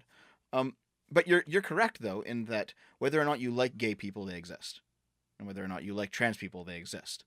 So you can say that they shouldn't. You can say that you hate them. You can say that you find it immoral, but they still exist. You can't pretend that they don't. So I guess the question really ends up being, like, at what age is it appropriate to talk about those things? Because for me, I learned about biological reproduction in grade 5, and then I learned about the more social aspects of it in grades 6 and 7. And that's probably, but you learned what that seems. a mummy and daddy was before you went to school. Oh yeah, sure, of course, yes. Yeah. So some kids have a daddy and a daddy before they go to school. Yeah, that's fine too. I mean, it's just that. So we can just have a TV, like, because I watch, like, kids Well, shows. well, There's some kids shows where they have, like, a mum and a dad in, didn't they? Mhm. So you can just have one with a dad and a dad in. That's Yeah, fine. you can, and that's fine. But Yeah. I guess what I mean is, when it comes time for the state to be the one that starts teaching children about this, there should probably be some kind of unified standard, and it should probably wait. You probably shouldn't be doing it when you're extremely young, I think. Any kind, like, So I just think it should be the same for straight and gay people. So if you're gonna say, some, or you're just gonna say, hey, look, we've got a mummy and a daddy, or we're gonna watch a film that has a mummy and a daddy in it. That's the point at which it's okay to teach them about mummy and mummy, like, because it's the same. Sure, It's exactly yeah. the same thing. I agree with that. But let's say I'm sitting And down. when you're talking about sex, then you wait for sex until when they're much older, because Yes, yeah. So that's Yeah. like I said, biological reproduction Yes. was grade 5, and then we learned about, like, how plants reproduce, how bugs reproduce, That's how animals reproduce, how that's why I humans feel reproduce. like I You have know? no plants. problem with kids learning at like grade 5, grade 6, because that's around. Because when I was grade 4, I was in school, and I remember distinctly they had a sex ed, and Mhm. like kids whose parents didn't want them to opt in, they can step out of the classroom and stuff if you did. Yeah. Right. Yeah. Yeah. Yeah. I think when it comes to, and then here's the thing. So the way it was with me is, it was grade 5 for biology, but then the social aspect of it came a year later, and that was, okay, so here's why you probably shouldn't have sex, because you can get pregnant, you can catch STDs. We start going down those pretty good reasons for why you shouldn't have sex, especially if you're young. Maybe you don't want to get a girl pregnant when you're fucking 12 or 13 years old. You know what I mean?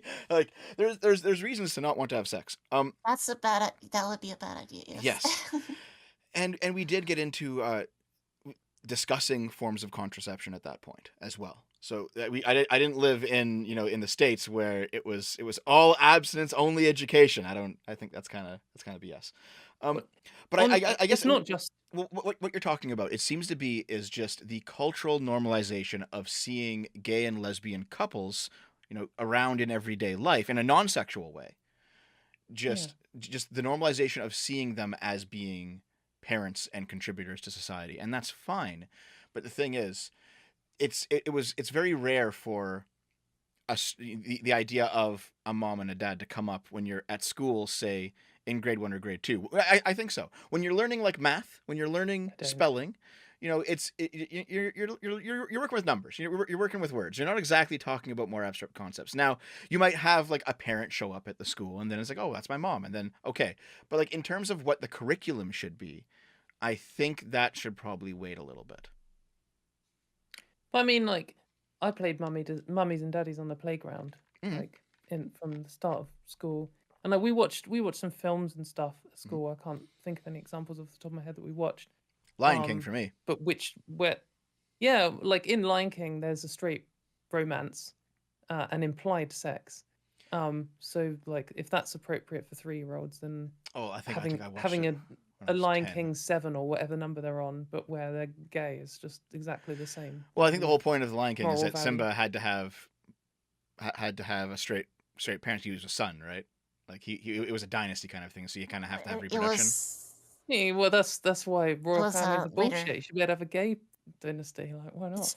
Well, how do gay people reproduce? You can't do They that. could Doesn't adopt work. someone. Lions don't adopt No. though.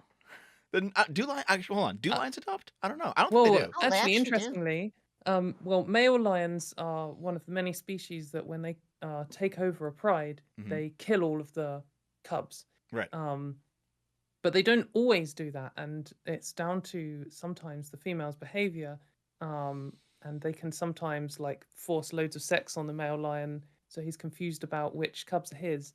So her cubs from the previous male survive, and in that case, he could adopt. But this sounds very And you do heterosexual also, now, though. well, that's very heterosexual. But the king you with his do get gay harem. lions.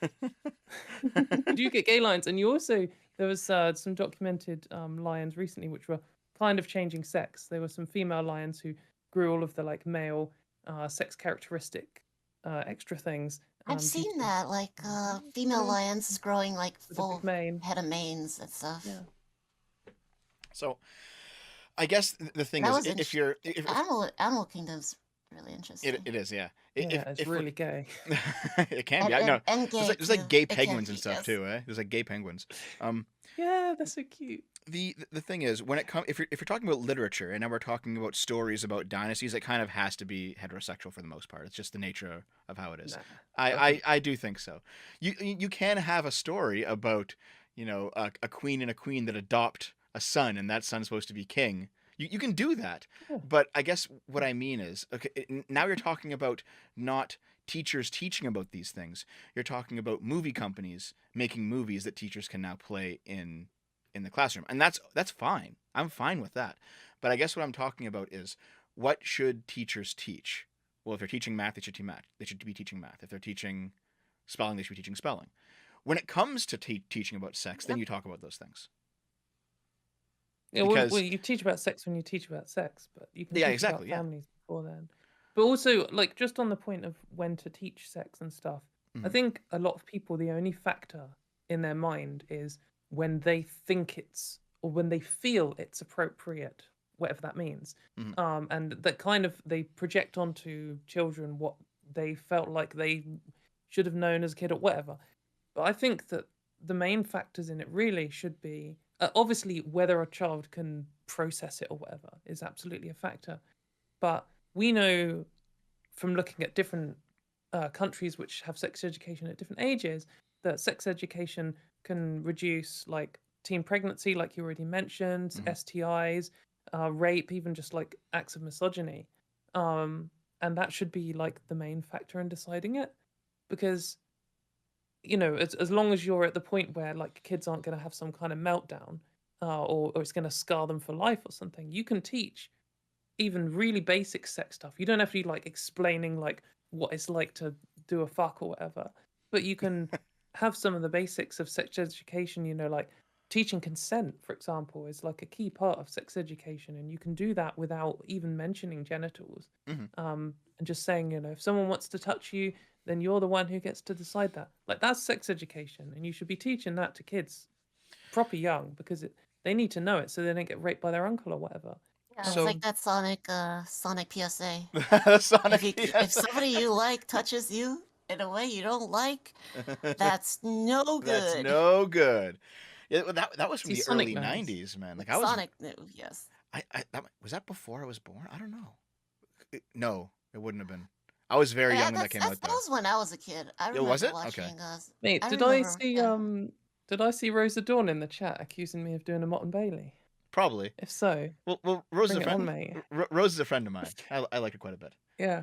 Um, No, yeah, I talked to Rose on Twitter. oh, do you? Do you two fight all the Yeah, time?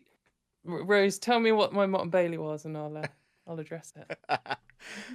Okay, so I guess where I'm going with this is everything you said makes sense, but that sounds like something that like parents would be deciding for their own children, right? When it comes to the state standard, because you can't have that kind of explanation for what's going into law. You have to put a number somewhere, right? The reason that we have 16 for driving and 16 for consent here in Canada is because despite the fact that maybe some younger kids could probably drive responsibly and some older people probably can't, we still have that number. And You need to pick some you need to pick line. a time. And for me, I think like 10 years old is probably a solid number to put down for when the government steps in and now the state sponsored teachers start teaching about these things. 10 sounds reasonable, and before 10 probably doesn't sound that reasonable to me. I mean, I guess it depends what kind of conversation we're having. Like if we were just around in the pub and you're like, oh, what do you think? What's your opinion? And you're like 10 and I'm like 11 and Liv's like 9 or whatever, like, all right. Yeah. But if we're like arguing about what the government policy should actually be, then I would just say, well, we should get a load of experts to work it out because none of the three of us are an expert on child development and sex education and reducing STIs and all of the factors that go into No, I'm it. a fucking The government- genius. I will choose. But I know what you mean. Yeah. Yeah, because like quite often you get in these arguments. Not saying you or anyone here or anything, but like people are like, "Oh, this is my opinion." It's like, okay, your opinion on this is probably worth about as much as mine, which is kind of worthless compared to experts who have spent like their entire life studying this. And they're the ones who should be making the decisions. And I'm not just saying blindly trust some faceless government organization because lots of them are bullshit. But ideally, Absolutely. you want to have a situation where people are basing their decisions upon the science and like people who are experts. And we can argue about how practical that is, but that's the dream. I don't know if I would call that the dream. So you would defer. Yeah, you would go defer ahead. to you would rather defer to people who study the fields for years rather than politicians. Well, it's like with medicine. Like I would rather the doctors who have studied the condition I have make the decision than someone who has a feeling with a YouTube channel who's like, actually, I think the best cure for whatever is this because it worked for me or because that's what I feel's right or whatever. It's like, okay, cool. Like your opinion is worth as much as mine, and that's literally fucking nothing compared to this dude who studied cancer for 50 years. Like, yeah, the problem with I mean, I understand the point of expertise. The problem with expertise is, there's actually like a few problems with it, but like it has its place in a lot of conversations. It's just that sometimes if the conversation is moral, for example, and not scientific, expertise doesn't mean much, you know. And I think there would be a lot of people who would argue this is at least partially a moral conversation.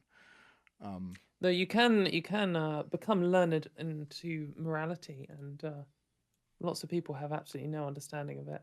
That's true. But I do see what you're saying. Mm-hmm. They are different. They're different realms, but I think the moral part of when we teach sex education is only one of the factors, and it's not. There are some parts, there's some levels of morality where, like, if you're hurting people, then that's just the most important thing. Like, we don't want to be hurting people, even if it's like, oh well, if we hurt them, it's good for them. No, like fuck off. If you're causing lasting damage. But if you get to the point where you're like, oh, this makes me feel a bit bad because I think like my religion says like, that's just not as important as improving people's lives. Like well-being is my goal here.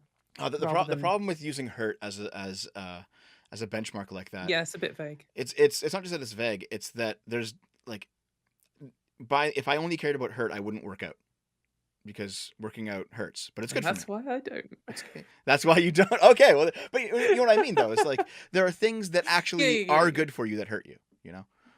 So that can't be the only thing that we look at. No, for sure. It's not even squats. Wait, what? Sorry, what, Lilith? I need to. I plan to start doing squats.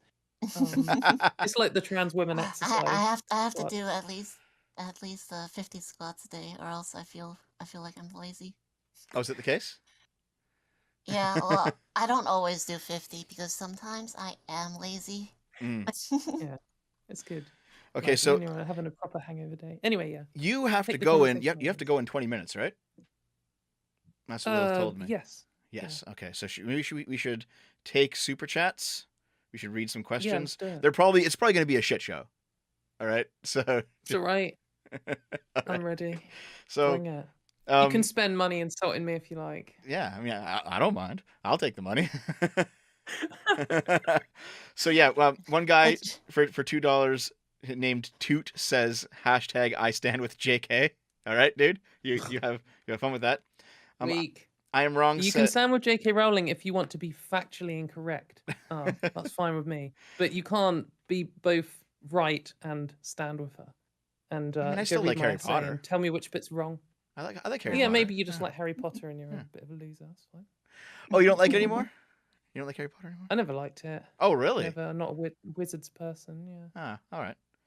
So I am wrong. I read like 2 or 3 of the books. For €2 says you should get Melanie Mack on the. I have no idea who Melanie Mack is. But I guess maybe if there's something interesting to talk about, okay. Let's see. Tobin for $20. Thank you. Isn't the choice of having a kid made when having sex in the first place? It feels to me like people arguing their right to kill the bookie after losing a large gamble.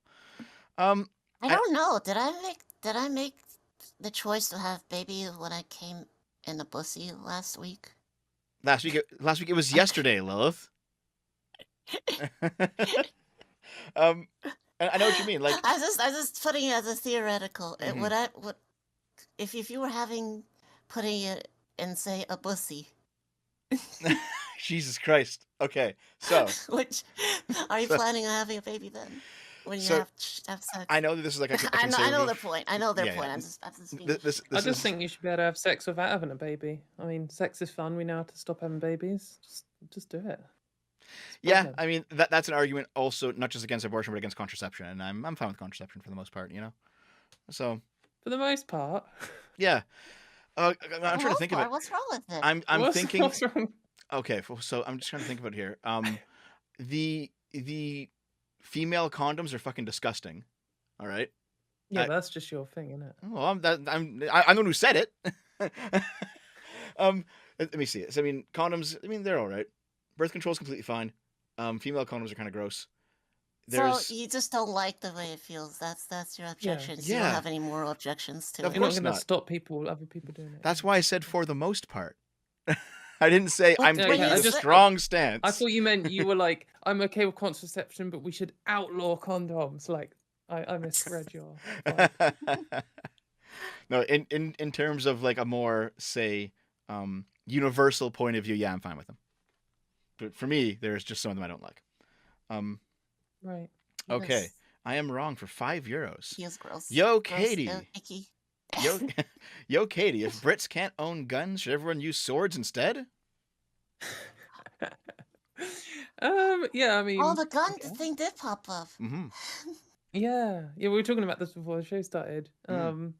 You can own a gun here. You just need a license for it, and it can only be certain type of guns. And you can't license. You license. Brits and your licenses. You need a license, mate. Boy, where's your license? Where's their streaming license? You do actually need a TV license. I Isn't that don't going have away a word on finally? it I at heard the that moment. might be finally getting Yeah, axed. the current government's trying to destroy everything in the whole country. Well, So, hold on. Destroying the but TV yeah, is a good idea. Destroying bad yeah, things is I fine. don't really Yeah. like the TV license, and I don't like the BBC either. So, Yeah. Oh, that sounds like it's good. Okay. Black Tiger Paw 1 for $3. The TV Estrogen doesn't give you license female is a bit. genes. Yes. Estrogen doesn't give you female genes, Katie.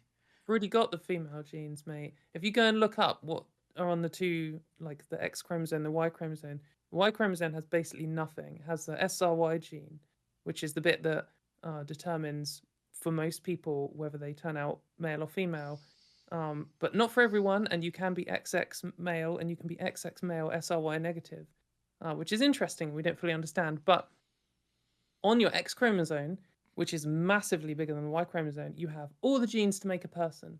And you know this because you can get some people who are XO, which means they only have one X chromosome. They don't have a second X chromosome, and they're almost all female. I think they probably would all be female. But so I've got all the genes. I've got all the same genes as your mum.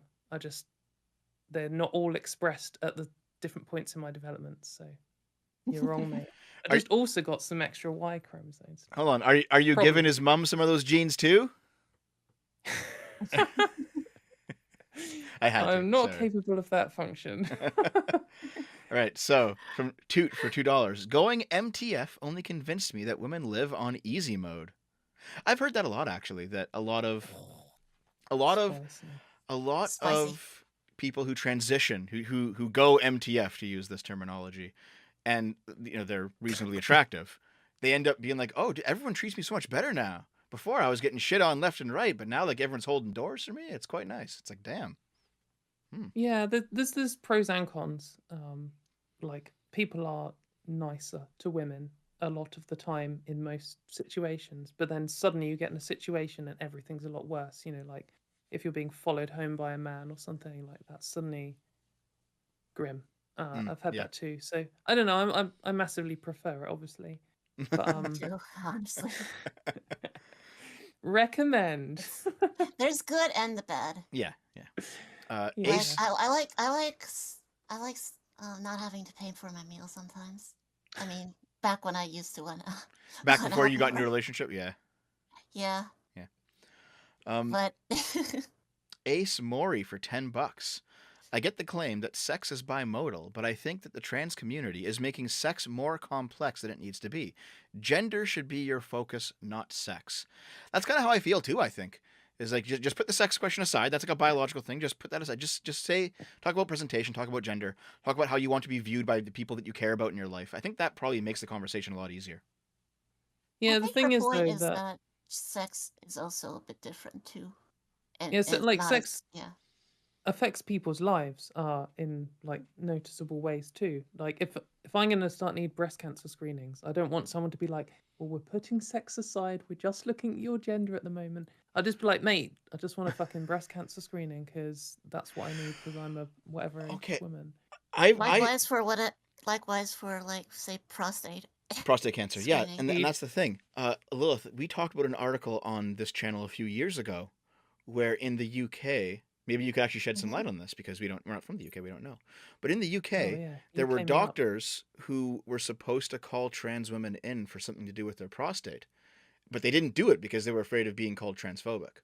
And so it turned out that, like, and it's like, well, okay, that sounds like it's probably a Yeah, bad side effect of things. I've not heard that story. I know that the situation with the NHS, which I'm just going to take this moment to both promote and diss the NHS. Nationalised healthcare is the best thing, and you're all missing out. Sort it out, America. NHS is like it's improved my life massively. However, it is fucking terrible for trans people here. They basically have given up on us. They put in all these completely pointless roadblocks. It's like the stereotype of a bad case of national healthcare, because if you have an illness that the government has decided isn't like, then you're just fucked. And that's kind of how it is here. We do have some private options. But anyway, the NHS is set up in a way where they only have, cis man or cis woman, and it's a tick box and you're one or the other. And so when you're a trans person, you transition, sometimes they'll move which tick box you are. So they've flip me over to the female one. So that means I now will get letters for breast cancer screening when that's relevant to me. But it also means I get letters for cervical screening, which I don't need because I don't have a cervix.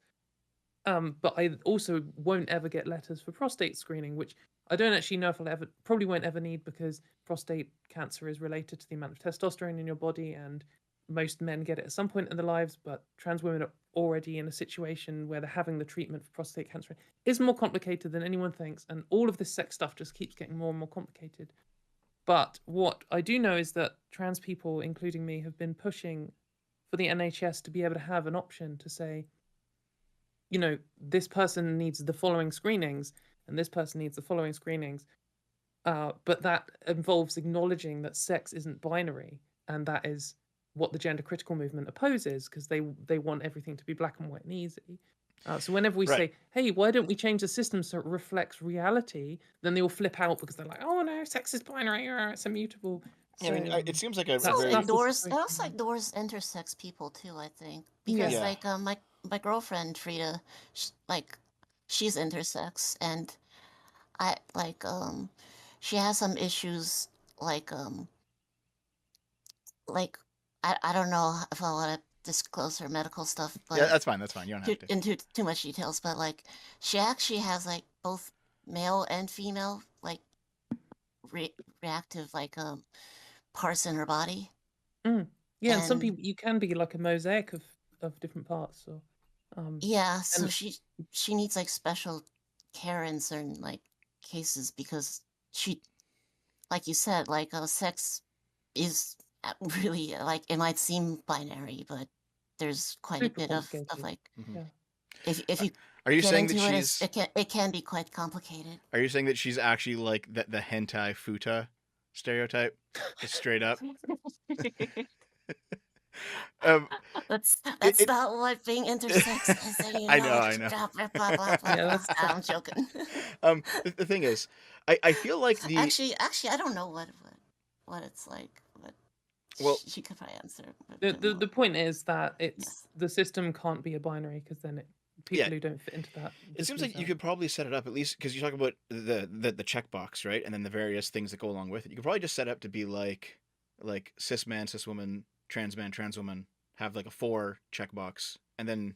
But then that doesn't quite work either, because some trans women will have had surgery and some won't have, and some trans men would have had a hysterectomy and some won't have, and there's actually lots of different combinations. And then also with intersex people, there's some more combinations which are different to the ones you'll see in trans people. And rather than trying to have these like one size fits all categories which miss a load of people out, you could just have a simpler, I think, system where you would just be like, you can even have a tick box to start. This person's a man, this person's a woman, and it automatically fills it all in. Then you can have a little drop down thing and be like, this person is atypical, and I can say, oh, they're going to need a prostate cancer screening, they're going to need a breast cancer screening, whatever, and you could just tick the individual ones. Right, yeah, doesn't need to be that much. So this is what something that conservatives call arguing from the margins. And when they say that, what they mean is like, most people, 99% of people, are going to want this selection, and there's people on the outsides who want a different selection.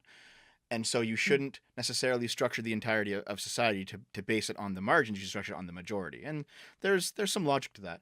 But like that compromise that you talked about, where you can still allow for the minority. Yeah. So because most people are just male or female and that's it. You can check it off, and then it just gives you the normal list of things that they would need, and then you can tweak that as you need. Yeah. Yeah, that's exactly. Like, works, I don't need a world where everyone pretends that trans people and cis people are just as common as each other. Like, I know that we're only 0.3% of the population, and most of the world would be set up for cis people. We just need it to be able to function for us at all. Like, yes, that's what we're asking. I think that makes sense, because oh man, have you heard about Riley Dennis? She's actually. I know who Riley Jane Dennis is. Yeah. I don't know her. I think she's insane. I think she's one of the crazies who's like, no, society should be structured for trans people first, because we're on the outside and we deserve it. And it's like, shut the fuck up. No. And then you have a much more reasonable Riley, who is Riley Grace Rochon, who's also trans and is also a trans activist. But she's been on that show. Have you? Yeah. Riley Grace a couple of times. Really? She's really cool. I've looked up her for a while. I would love to have the opportunity to talk to her someday. All Um, right. I don't know what she's doing at the moment. She yeah, she got disappeared run off off the Twitter, internet for a while. I remember there was like a big thing. Yes, she I did. I paid There attention was to that. some spicy discourse that I Yeah, think she wasn't totally right on. that was a So bit crazy. I'm not Yeah, so I so think on familiar the with it. What was the discourse? so Oh there's this thing God! that Oh happens my! this is the thing, and this will set off all the fucking okay groomer people in the chat. If There's hold on a before you discourse. start. If we talk about this, we might not have time to do Oh, all the super chats because you only have 10 minutes. Okay. You only got 10 minutes. You'll have to get me back on another time to Yes, we can correct. talk about. But here's the I do like Riley Grace Armstrong. I think she's really cool. I'd like to talk to her about some things someday, maybe. Let's see here. Papa Piker for $2. I once had to clean tampons off the ceiling. Yep, had to do that. Oh God, that sucked. I've seen them on the walls. Yeah. Xylon Doppelganger for I've $10. mostly seen them unflushed. Yep. That seems Oh to be God. a common. Like, Seen what? isn't there a box? Unflushed. Yeah, you're not supposed to put them in the toilet at all. There's supposed to be You're like not a supposed box. to put them in No. the Oh, toilet, yeah. unflushed. Yeah, unflushed. Okay. Yeah, no. I don't know how it is where you guys live, but where I live, there's a box that is like a tampon disposal box only for tampons, and that's in girls' Yeah. washrooms a lot. Yeah. I think in America it's just a trash can. There's not. Okay. Oh, in some places, like in airports and offices and things, you have these little mechanical ones, so you don't have to touch them, and you move over the sensor, and they're like, "Nee," and then you drop them in, and it goes back over. It's kind of funny.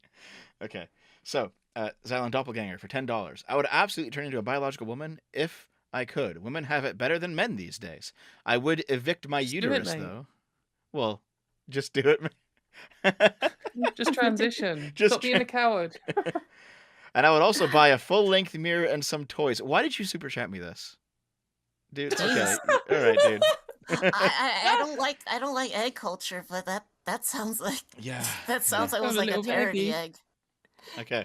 Oh God. Holtzinator for $20. Yes, it is frustrating when people pretend to take positions that they aren't. For instance, at all the feminists who pretend to be fans of a franchise, they can mess with the lore and make it comply with their ideology. Now we're getting into like Oh, the get woke go Is this broke people get? thing. Yeah. Oh right, yeah. People raging because they put a woman in Star Wars or something. Yeah. And wrote it badly. Yeah. Honestly, yeah. the problem with the new Star Wars movies isn't that there's a woman. I don't care about that. It's that they fucking suck. They can suck It's with a that man it too. was too. a Alright. bad movie. The and first one, not no, really- first one was alright. Yeah. I quite liked Rogue One. I didn't like Rogue One. Oh, but Rogue One, I liked it too. I like Yeah, I I like liked The it. Force Awakens. That was an okay movie. I had fun in the theater. Was that 7? Was it? That was 7, yeah. 8 and 9 were kind of trash, but 7 was pretty good. 7 was just I like 7 4 too. again. It was okay. Yeah. Yes, it was just really just 4. Yeah. Okay, let's see here. It was like Toot we had for $2. yes, go on. I'm a trans anti-feminist men's rights activist. Have this person debate me. You guys can. What was their name? Toot. Okay. Well, just to shout out to that person or anyone, I'm just going to squeeze this in. In like, I think it's now an hour and a half's time. I have a call-in show that I do every Thursday called the Transatlantic Call-in Show, and it's two trans people, and we. That's a great name. It's a British person and American. Right. And we take questions or arguments on trans issues. And if you want to call in and tell me I'm wrong and anything you've heard this evening, like any of you, but yeah, go ahead, guys. Absolutely to the answer. Call Yes, in and okay. let's go. I don't want to. I mean, hold on. I take no responsibility for anything anyone says. First of all, but I guess if you want to, because We can link it actually. we can. If you have the link, I'll put it in, because Oh, wicked! Yeah, I'll do it. my community is very rough and tumble because I don't censor speech, right? So they say things that I think are fucking stupid all the time, but I'm okay with that. I'm okay with the debate. Katie, what was your take Well, I on can't Jordan promise Peterson's? you won't get. What was your take Sorry? on Jordan Peterson's take on Bill C-17? I think that was the C-16. C-16. That was the pronouns one, right? The Canadian pronouns thing. Yeah, I think Jordan Peterson is a fucking idiot, like in multiple layers. Him and his fucking all meat diet, addicted to benzos, coma nonsense, is evidence enough. But I won't use that to poison the well. I think that he was just objectively wrong about what the bill did. For anyone who doesn't know, the bill added trans people to the discrimination protection law that they already had, which covered race and gender, race and sexual orientation and like sex discrimination and stuff, and they basically said you can't harass trans people or it'll be a hate crime. If you don't like hate crime laws at all, then okay, but you would have already disliked the law that already existed. Bill C-16 was just adding trans people to it. But Jordan Peterson kind of got famous off of resisting it, and he was claiming that if you misgendered someone, like if you were to call me he, then potentially you could go to jail or get a big fine or something, and that's just not true.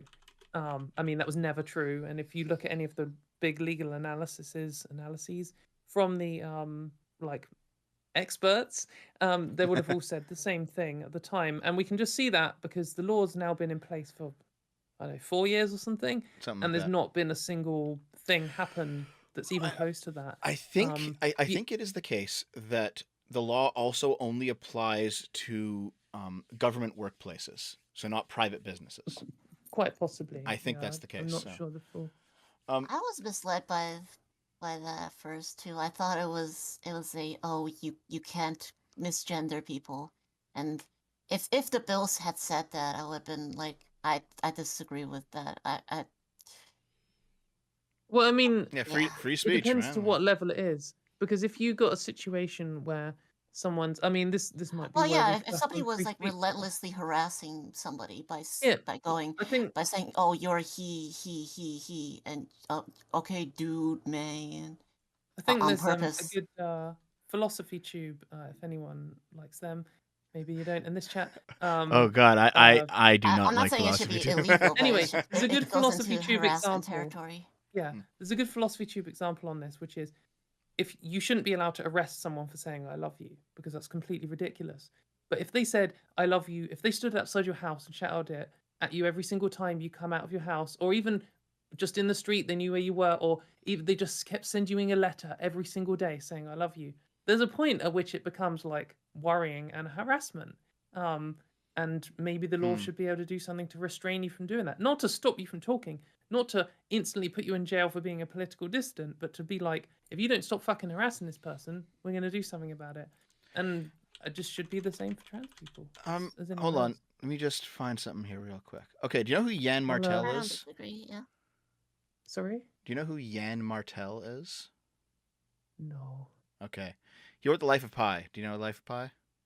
It's in I've heard of it. the great Canadian novel Life of Pi. Okay. He was famous for a while in Canada because he sent, was it every day or every week? He sent a disparaging letter to Prime Minister Stephen Harper for like 10 years. And the reason he did it is because he basically wanted to see if Harper would censor him. And he didn't. He was able to send this letter. I don't know if it was every day or if it was every week, but he sent it consistently for 10 years. He sent this letter. And you said, okay, well, I guess Harper, Stephen Harper, being the conservative prime minister at the time, I guess he does actually hold the commitment to free speech. He actually holds it. He doesn't just say it for talking points. Because I sent this letter to him. Either that or he just throw it in a bin every time. Maybe so. But I think I kind of disagree with you when it comes to, I don't know about standing outside your house and shouting it, but sending a letter every time, yeah, I think you should be able to do that. Because we've now seen an instance where in Canada someone has, and I think it's probably okay. I guess to It's a drill bit down. different when you're sending it to the prime minister. It's a bit of a different power dynamic than if you're sending it to some, like your ex-girlfriend who's moved 3 times, so you don't find out where she lives, and then you find out and send her more letters. Like, it's creepy town then. It can be, yeah, Yeah. but I think the difference is should it be illegal though? I mean, that might be grounds to get a restraining order, and then it would be, but I don't think it should be blanket illegal. You know, but I guess Yeah, blanket illegals too. I mean, that's the point in these laws is Mhm. they're not like computer rules. They're not like once you get to 10 points, go to jail. It's like this is a thing that we can use to prosecute, but it's going to be based on the spirit of the law and president and the discussion in the courtroom. So Right, that's- yeah. that's the thing. I It's guess gotta be just to clear. drill down right to the bottom of it real quick, since we don't have time to really hash it out. Yeah. Do you think it should be illegal to misgender somebody? As a blanket statement? I assume not. Oh no, because like I misgender people sometimes by accident. Like if someone comes out to me, if I've known them for like 5 years and they come out to me, and then I'm like, right, say the right thing, and then I get it wrong. I might even get it wrong 3 times in a row, and then like the flipping SWAT team busts in and arrests me. Ridiculous situation. Okay, well let's Like, say do it to be rude specifically, to specifically be mean to someone. Should that be illegal?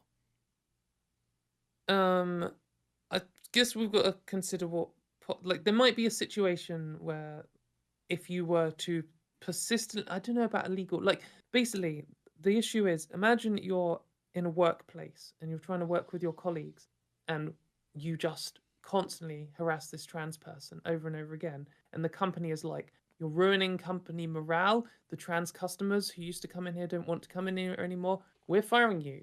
And then if that person was like, this is unlawful firing, I want to take this to court, they shouldn't be able to win in court because you are harassing someone. There should be some that's kind like of protection on the for job the trans context. employees here. Yeah, it's like there's Sorry? obviously like an on the job kind of Yeah, or if you're like conduct. Yeah, teacher or whatever, like because Jordan Peterson was like, I'm never gonna call a student by they them pronouns. I just think I don't it's think he mainly said that, did he? pathetic. Like it's such a he was because he was he was a professor or whatever his role was. He was a professor at and the he U of didn't want T. to. I don't think he said he'd Yeah, and never he didn't do want it to though. call. I think he said he wouldn't be forced to do it, and that's different. Because I feel the same way. Is that I will use your pronouns, but you won't tell me to do it. I'll do it because I want to, but you won't demand it of me. That's the difference. Oh, like, that's, I mean, no offense, but that's kind of like the toddler position, isn't it? It's like That's no, fine I'm not with doing it me. because you told me. Yes. It's because I want to do it. Yes, that is the cornerstone of libertarianism: is to reject that kind of power over me. I will not. I'm sorry, Yeah. Katie. I corrupted him towards a libertarianism. But that's the kind of thing. Like I'll do it if people let me say it correctly. I won't do it just It's okay, because we'll get someone the who whole has more world power than me eventually. tells me to do it. I think that that's just fundamentally wrong. But I will do it to be polite I and think, to be nice to people. Because yeah, why I wouldn't you want to mean, be nice? but you know? then you're not someone in a position of power who's trying to ruin someone's life. I just think there should be some kind of way for some kind of protection, even if it's businesses can fire people who won't stop harassing their employees or something. Like Mhm. that's the kind of thing we need. We need some kind of protections. Right. Otherwise, it's garbage. No, I know what you Anyway, mean. do you want to do the rest of the super chats before I need to move on? Right. Before I need to despair. Sure. I guess the last thing. No, I do want to ask one more question on Yeah, this do it. really quickly. It's kind of Yeah. like, okay, since let's take the workplace dynamic out of it then. Should you, for example, assuming that like your boss is okay with it because they're fine because you're publishing it on their platform, should you be able to say, should you be able to misgender somebody like in an article if you wanted to, and if your boss is okay with it? Should the government come stop you? Should you be able to misgender somebody as you pass them on the street, where there is no power dynamic involved and it's just people talking to people? I think that should be legal, even though I don't like it. I think it should be legal. I mean, it's the same as I think it's just the same as any kind of insult. Like, Yes. I mean, if you go past someone and you like shout the F word at them, or you call them ugly, or any kind of like, I mean, those two things aren't comparable because there is some kind of power dynamic when you're misgendering a trans person, because you're aware that for a lot of trans people that can be deeply upsetting in a way that it isn't the same for a lot of cis people. There is still for a lot of cis people, like if you misgender some cis men, they flip out. But even then, like there are lots of things that you can say to someone to be horrible on purpose. Mhm. And like if you're arresting people for saying you're ugly, like that's mad town. But if you're in a situation where someone has been relentlessly harassing someone for years and years and there's no legal thing you can do about it and it's ruining their life, then that's kind of madness too. And obviously there's those two extremes, and there's a gray area between at some point, and Right. Okay. it's hard to say where it should be. No, I think we pretty much agree, because I do think that just the right to insult someone is definitely covered under free speech, even if it's like very terrible insults, even if I wouldn't say it personally. But it does. There is a line. Insulting people. I do it all the time. There is a line here is there's harassment. A line. Yeah, there's a line Yeah, where I like, mean, you're going at the same person way too much, and it's like, okay, guys, calm it's down. just like, it's one thing for somebody to go up to me and call me he. Okay, whatever. Go do your thing. not But it's bad. just like, but if somebody was like Then he follows you harassing me, home and- sending me yeah. letters, like Oh. just follows me home, like you said, it's just like that's a whole different territory. Someone's saying harassment's already legal in the chat. I mean, yeah, I'm not an expert in Canadian law. I assume that it already was legal because the whole point was that they were adding this thing about trans people to a law they already had about race and About sex various and protected stuff. classes, yeah. So Yeah. yeah, so they were making sure that trans people equally Oh my god. protected as How, everyone. okay, here's the next question. I just saw this in the chat. I got to ask you. How do you feel about Destiny being banned? Right, yeah, so Oh, I was on a I was actually on a Riley Grace Very Strong Yeah. show she had on her channel with Destiny, and we had some discussion over some leftist nonsense. I don't know what it was. Um it was good, I think. But I don't really know him much. I've argued with him on Twitter a little bit. I don't even know if he replied, but I disagreed with him because he said something stupid. Um I'm aware that there's something to do with Keffels is the reason he got banned. That's it. That's all I know, I'm afraid. Yeah, there's some deep lore there, and there's not enough time for it I today. think he was either Keffels or for the fact that he hosted Nick Fuentes. I think it was Nick Fuentes. I think that's what Oh, it did was. he? Yeah. Mate, the single most cringe man who's ever lived. My God. Yes, Oh. Mr. goes to a con and searches for cum. Yeah, Oh Mr. god. Goes to a hotel having a room and girlfriend searches is for cum. gay. Yes. Having a girlfriend is gay. Well, I mean, I can kind of Yes. see it though, because you got to put up with all this gay shit that girls do. I can see it. That could be kind of gay. Oh god. Okay, there's like old pictures of him going on dates with other guys. Like he doesn't want those pictures to get out. He bans anyone who talks about him, but they're out there. I've seen him. I've seen his boyfriend walking around with cat ears and shoving things in his ass, man. He's gay. Nick Fuentes is gay. That's just how it is. Nick Fuentes is gay. And okay. Okay. Roosh V2 probably. Anyway. Okay, let's see. Toot for another $5. As a trans woman with an edgelord sense of humor, the trans community's joke policing, like with Chappelle, pisses me off the most about them. What do you think of Dave Chappelle? That whole thing. Yeah, I don't know. I don't really click with Dave Chappelle anyway. And I think that he's probably an example of someone who doesn't want to take criticism. Like I've told bad jokes before, and people have been like, "Mate, this joke's garbage because of this reason," and I can be like, "Well, I found it funny, but I'm going to think about what they said because maybe it is. Sometimes I am wrong, and I want to learn things."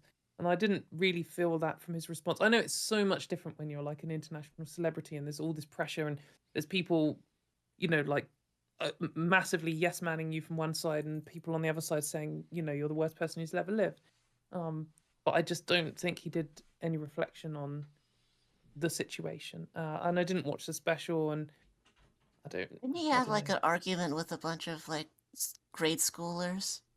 I don't know about that. Yeah, he did something rubbish. I didn't really follow it. I watched the special and I thought it was pretty funny. But I can see how somebody who's really deep into the culture war wouldn't find it funny though. But also, I don't mind offensive jokes. Yeah. You don't can need make... to be deep in culture war.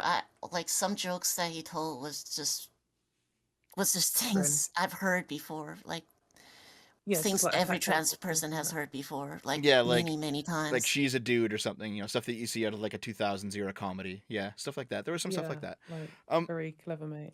There was actually there was a clever transphobic joke. I will give him credit. It was clever and it was transphobic. And it was when he was describing a post-op trans woman, and it was basically like getting a steak versus getting vegan meat. And so the idea was he called it Beyond Pussy because of Beyond Meat, the whole thing. And I was like, okay, that's clever. I get it. That's really transphobic, but I can appreciate it. I understand. I kind of liked it. But better for the environment. Won't get people. You won't end up as a father. So go for it. It's beyond. The reason they say beyond is because it's better. It's beyond. Yes. Let's see. Also, you can't always tell the difference. I'm just gonna get this in here. Like some trans people do just pass even naked, because you get this all the time. But like, oh, I'm sure I could always tell. It's like, no, that is not the case. Factually right. False. We're talking anyway. About, right.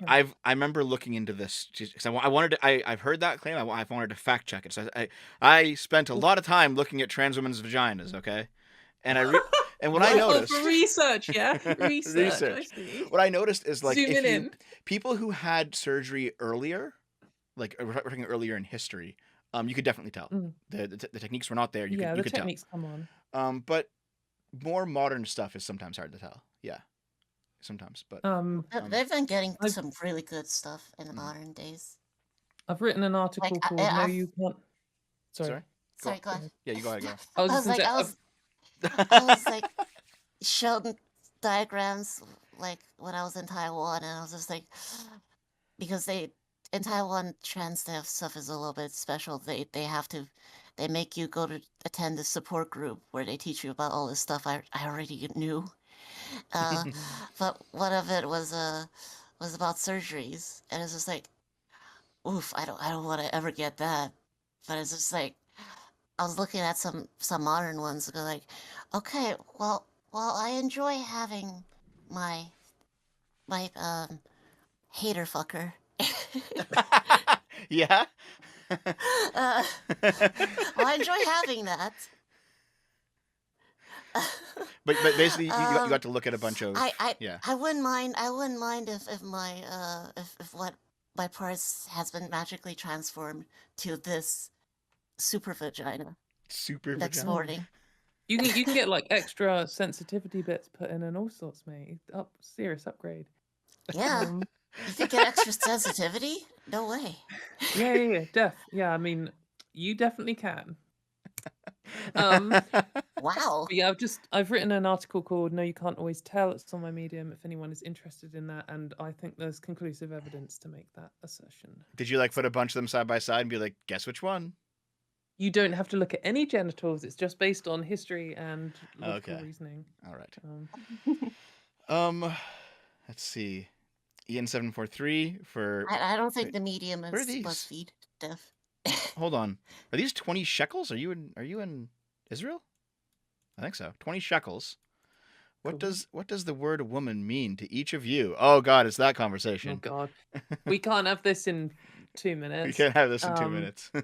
Woman is anybody who identifies as one. The quickest way of answering. I wouldn't go that far. Of course, but I understand your point. I don't. That's the quick way of saying it. But then we gotta elaborate it. But that would take 2 minutes. More than that. Yeah, my definition is anyone called Katie is a woman and everyone else is a man. You're right. Sounds good. That's it. End of conversation. Wait. Call into my show. I'll have this argument with you. I've had it 100 times. It's Are you boring, misgendering me, Katie? You can always change your name. Yeah, see, I'm just going to go on the based Muslim opinion and say that there's only one gender, and it's men. Women are property. Bleak. Okay, let's see here. Ben Lore for $10, just asking for posterity. There's only 3 more, so we'll get through them quick. Where do you think tomboys and femboys fit into this? People who are on the border of being trans and passing at times, but don't want to transition. Yeah, I think it's quite interesting. I guess that like throughout history, I think we've always had examples in all different cultures of people who we would call trans today, or who clearly wanted to transition. You've also always had people who don't, and some people kind of wanted to like sit in the middle.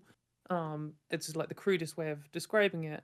But also some people kind of like this gender bend kind of thing where they are absolutely identify as a man or a boy or whatever, they say, oh, definitely I'm a man, but they want to look as much like a woman some of the time, all of the time as possible. And you might look at them and be like, oh, you just want to be a trans woman, but you're scared of transition or whatever. But that's just not the case for all people. It is interesting because I can't empathize with it, and I often get this, people will call into my show and they'll be like, I don't understand non-binary people, and I'm like, I don't understand non-binary people ever either, and I don't understand femboys, and I don't understand men. Like, why the hell would anyone want to be a man? Like, surely everyone just wants to be a woman. But I don't really have to get them, and as long as they're having a good time and not hurting anyone, then good for them, I guess. I gotta say, being a man's pretty awesome. I get to oppress everyone just by walking around. Doing a bit of weekend depression. Just a little bit. Going for a walk. Do some impressions. Every breath you take, it's another patriarchy. Okay, guys. By the way, as a feminist, I'm full in on that. By the way, if you you do the Transatlantic Call-In show. If you refresh the page, I should have put the link to the show in the description of the video if you want to go check it out. And we've got 2 more real quickly to get through. Oversized trash panda for $5. Is wanker a gender in the chat? Yes, it is. It's a British-only gender.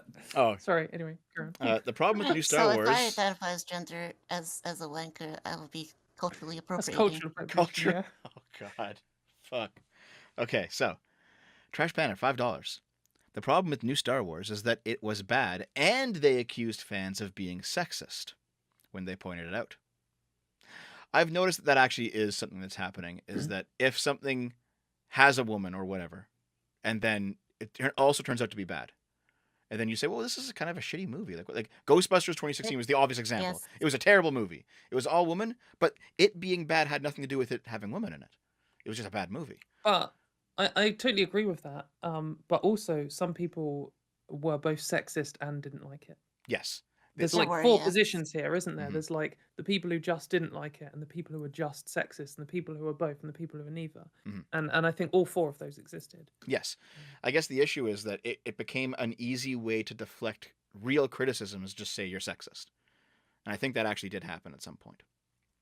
I know it Yes. happened with Maybe racist. some people are bad at arguing. It definitely happened with racist. It's right now it's happening with fascist, I think. Lots of people when I've been called fascist like a half dozen times by pretty high profile people, at least high profile online.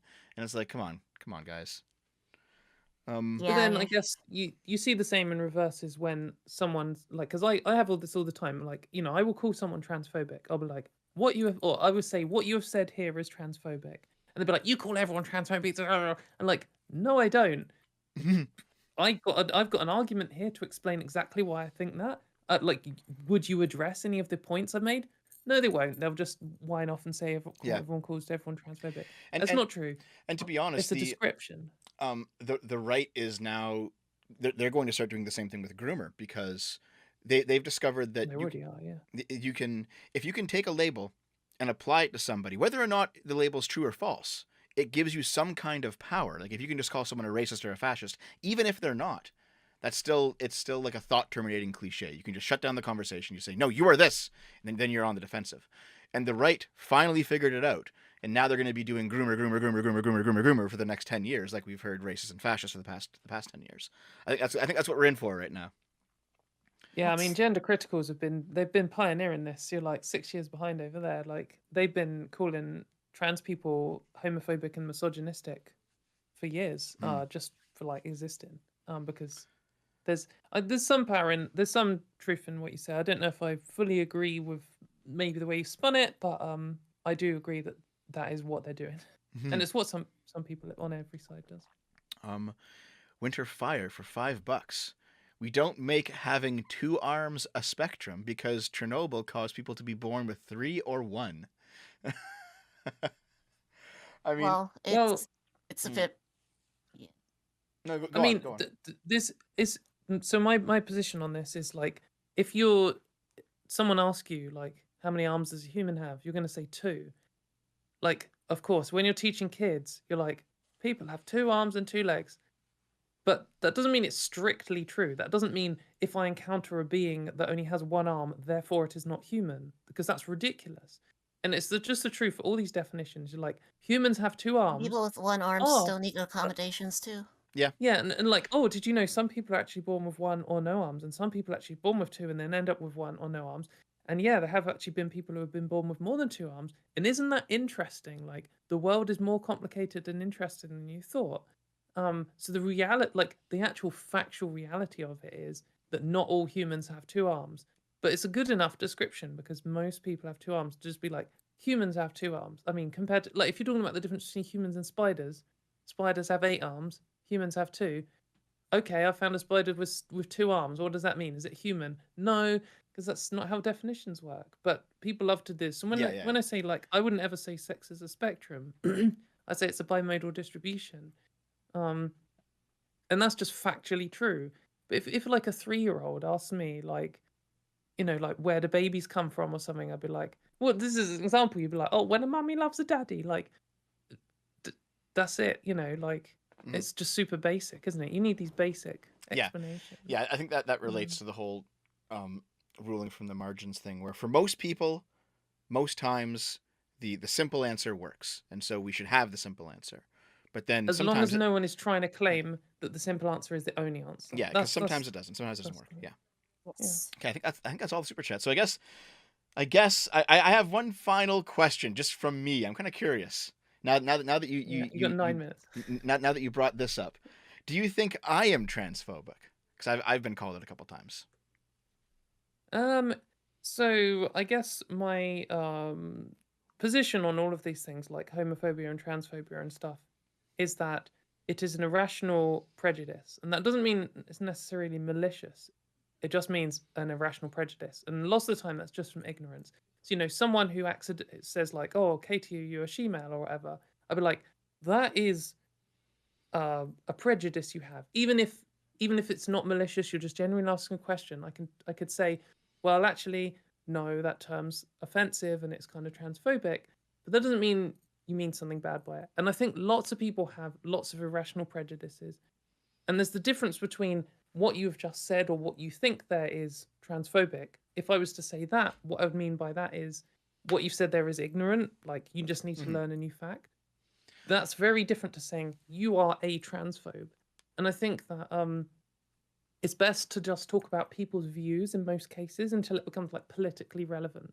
Like if you're someone who is literally a professional transphobe because you run some hate group and you go around campaigning at different governments trying to get them to take away trans rights, I think it's pretty sensible to describe you as a transphobe. If you're like some dude who didn't know that like trans women can have vaginas or something, and so you say to this trans woman you meet, "Oh, you've got a dick," and then she's like, "No, I don't." That's transphobic. She's right. That is transphobic.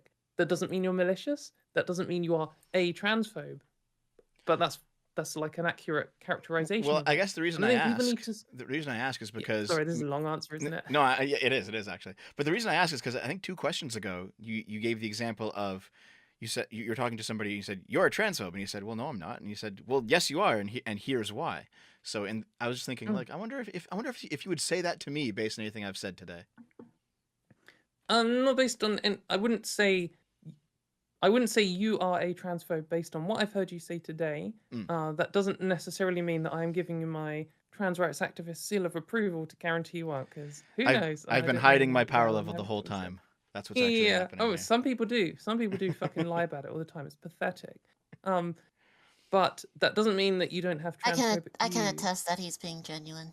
So Yeah, but maybe you're a liar too. Maybe you've been playing the long game. I am. this whole time. Maybe I am. Are you a Maybe I'm not trans? even trans. Are you a trans traitor, Lilith? Is that the situation here?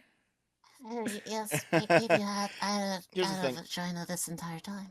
What I'd say is you probably have some transphobic views, and if I saw you say them and I was like, "Oh mate, that's transphobic," and you were like, "Shit, I didn't even know," doesn't mean you have to blindly agree with me. You can go away and think about it. That's fine. But if you're going to be like, "No, fuck you, trans people are," then it's going to be like, "Well, why are you getting all offended and defensive? Don't you want to be right?" Well, here's the thing. Being transphobic is by definition being wrong, isn't it? I mean, it's an irrational prejudice. Maybe not. Start judging people. Stop prejudging. Well, what if you have a rational prejudice then, rather than an irrational one? Well, so in general, I mean, this is maybe a bit of a long topic that I won't do a long answer for. Well, Like, it's your timetable, not mine. you have. Yeah. I'll disappear any second. You could have a rational prejudice against like murderers. You could say, I don't really want to be in a room with a murderer, and that you could argue that was a pretty rational prejudice. Or like someone who is currently trying to fight someone, like I don't want to stand next to them. That's rational, and you are kind of prejudging the situation based on information that you have, rather than judgment because you've interacted with them before, and you know all of their information. I don't think there is a situation where there is rational prejudice against trans people where it's like politically relevant. You could come up with a situation where like, oh well, I want to do a science experiment and I want to test it on. I'm going to do a science experiment on cervixes, so I want to call out for women, but then I've got to say no trans women. Like, yeah, okay, that's not really like that's technically a rational prejudice, I guess. but like it's not really the situation I'm talking about because it's not politically relevant. Right. And I Yeah. don't think there's a situation where you should be like, let's ban all trans women because there's no rational argument for that. But yeah, anyway, I better go.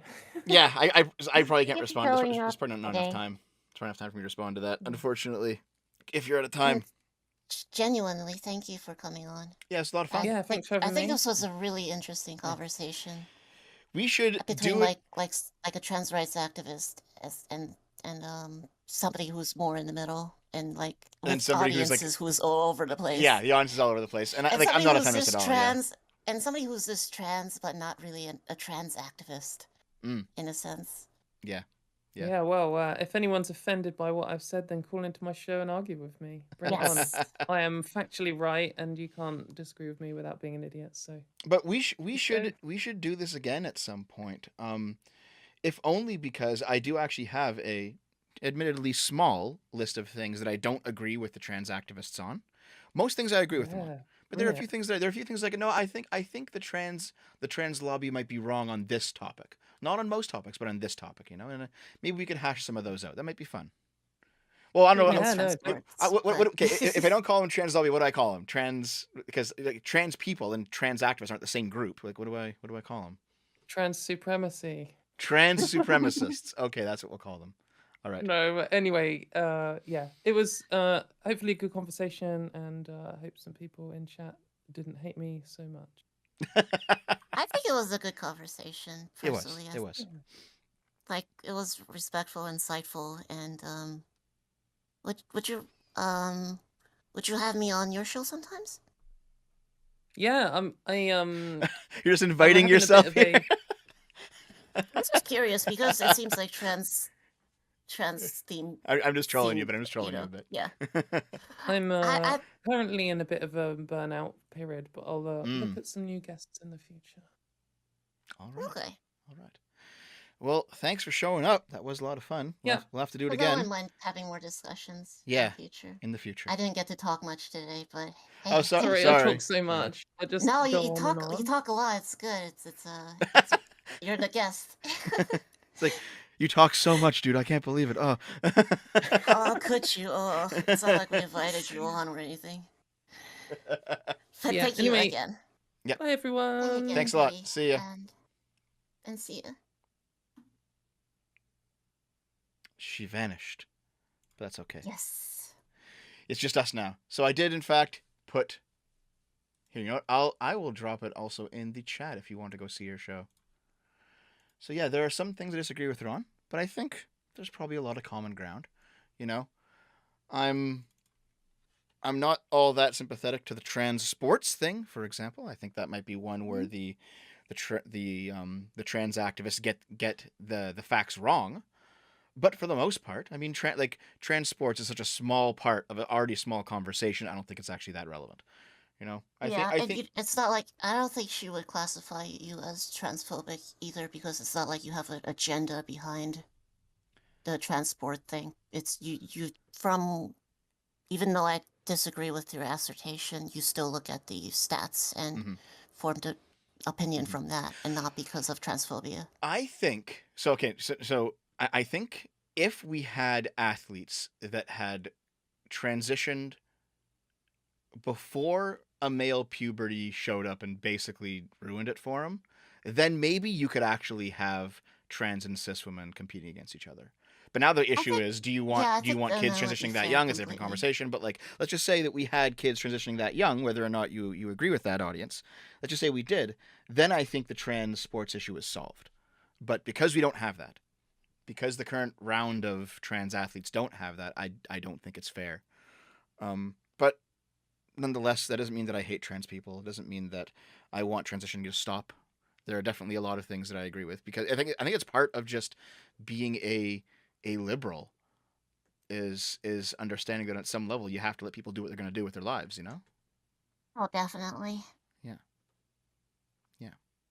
Like People are saying I should have pushed harder. Listen, I'm not a debater, and I'm not here to invalidate people or anything. Like, if I disagree, I'll disagree, but I'm not going to be like, you're fucking stupid. I can't fucking believe you. I'm not going to do. I don't think you've held your tongue on things you disagreed with. Have you?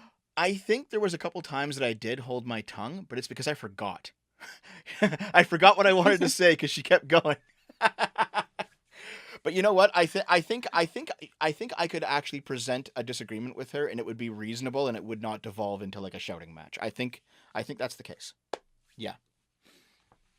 Well, And there are some people who are like, Dev, be a base transphobe. Okay, guys, I'll work on it. I'll give it my best shot. Okay. Okay, we have to go too. In fact, yes. I'm probably gonna go stream on the gaming channel, and I pinned the gaming channel right there. It says streaming Kina with Naomi. Naomi and I are gonna go stream some PlayStation 5. And then after that, we're actually going out. We're gonna go watch the new Sonic the Hedgehog movie tonight, guys. That's gonna be great. Let's go. Yeah. So thanks everyone. Thanks for watching. Thanks for all the super chats. Thanks for Katie for Thanks, showing up. everybody. That was great. That was awesome. Yep, it was a good conversation. Yeah. Yeah. Also, guys, I'm pretty sure that if I was debating somebody, let's say, less attractive, it'd be easier for me. Okay, I'm still a simp at heart in the end. So, she was really passable. I couldn't tell. I- My God, it's crazy. But yeah, like I don't know.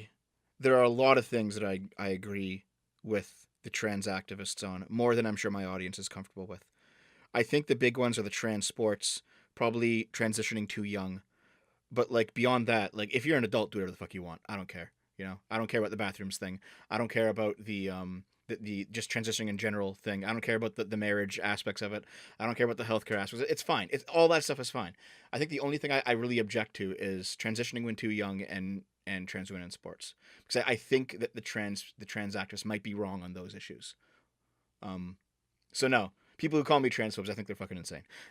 I think they're fucking crazy. For the record, Dev, I don't think you're a transphobe. Well, thanks very much. I do appreciate that. We have to go though. It's time to disappear.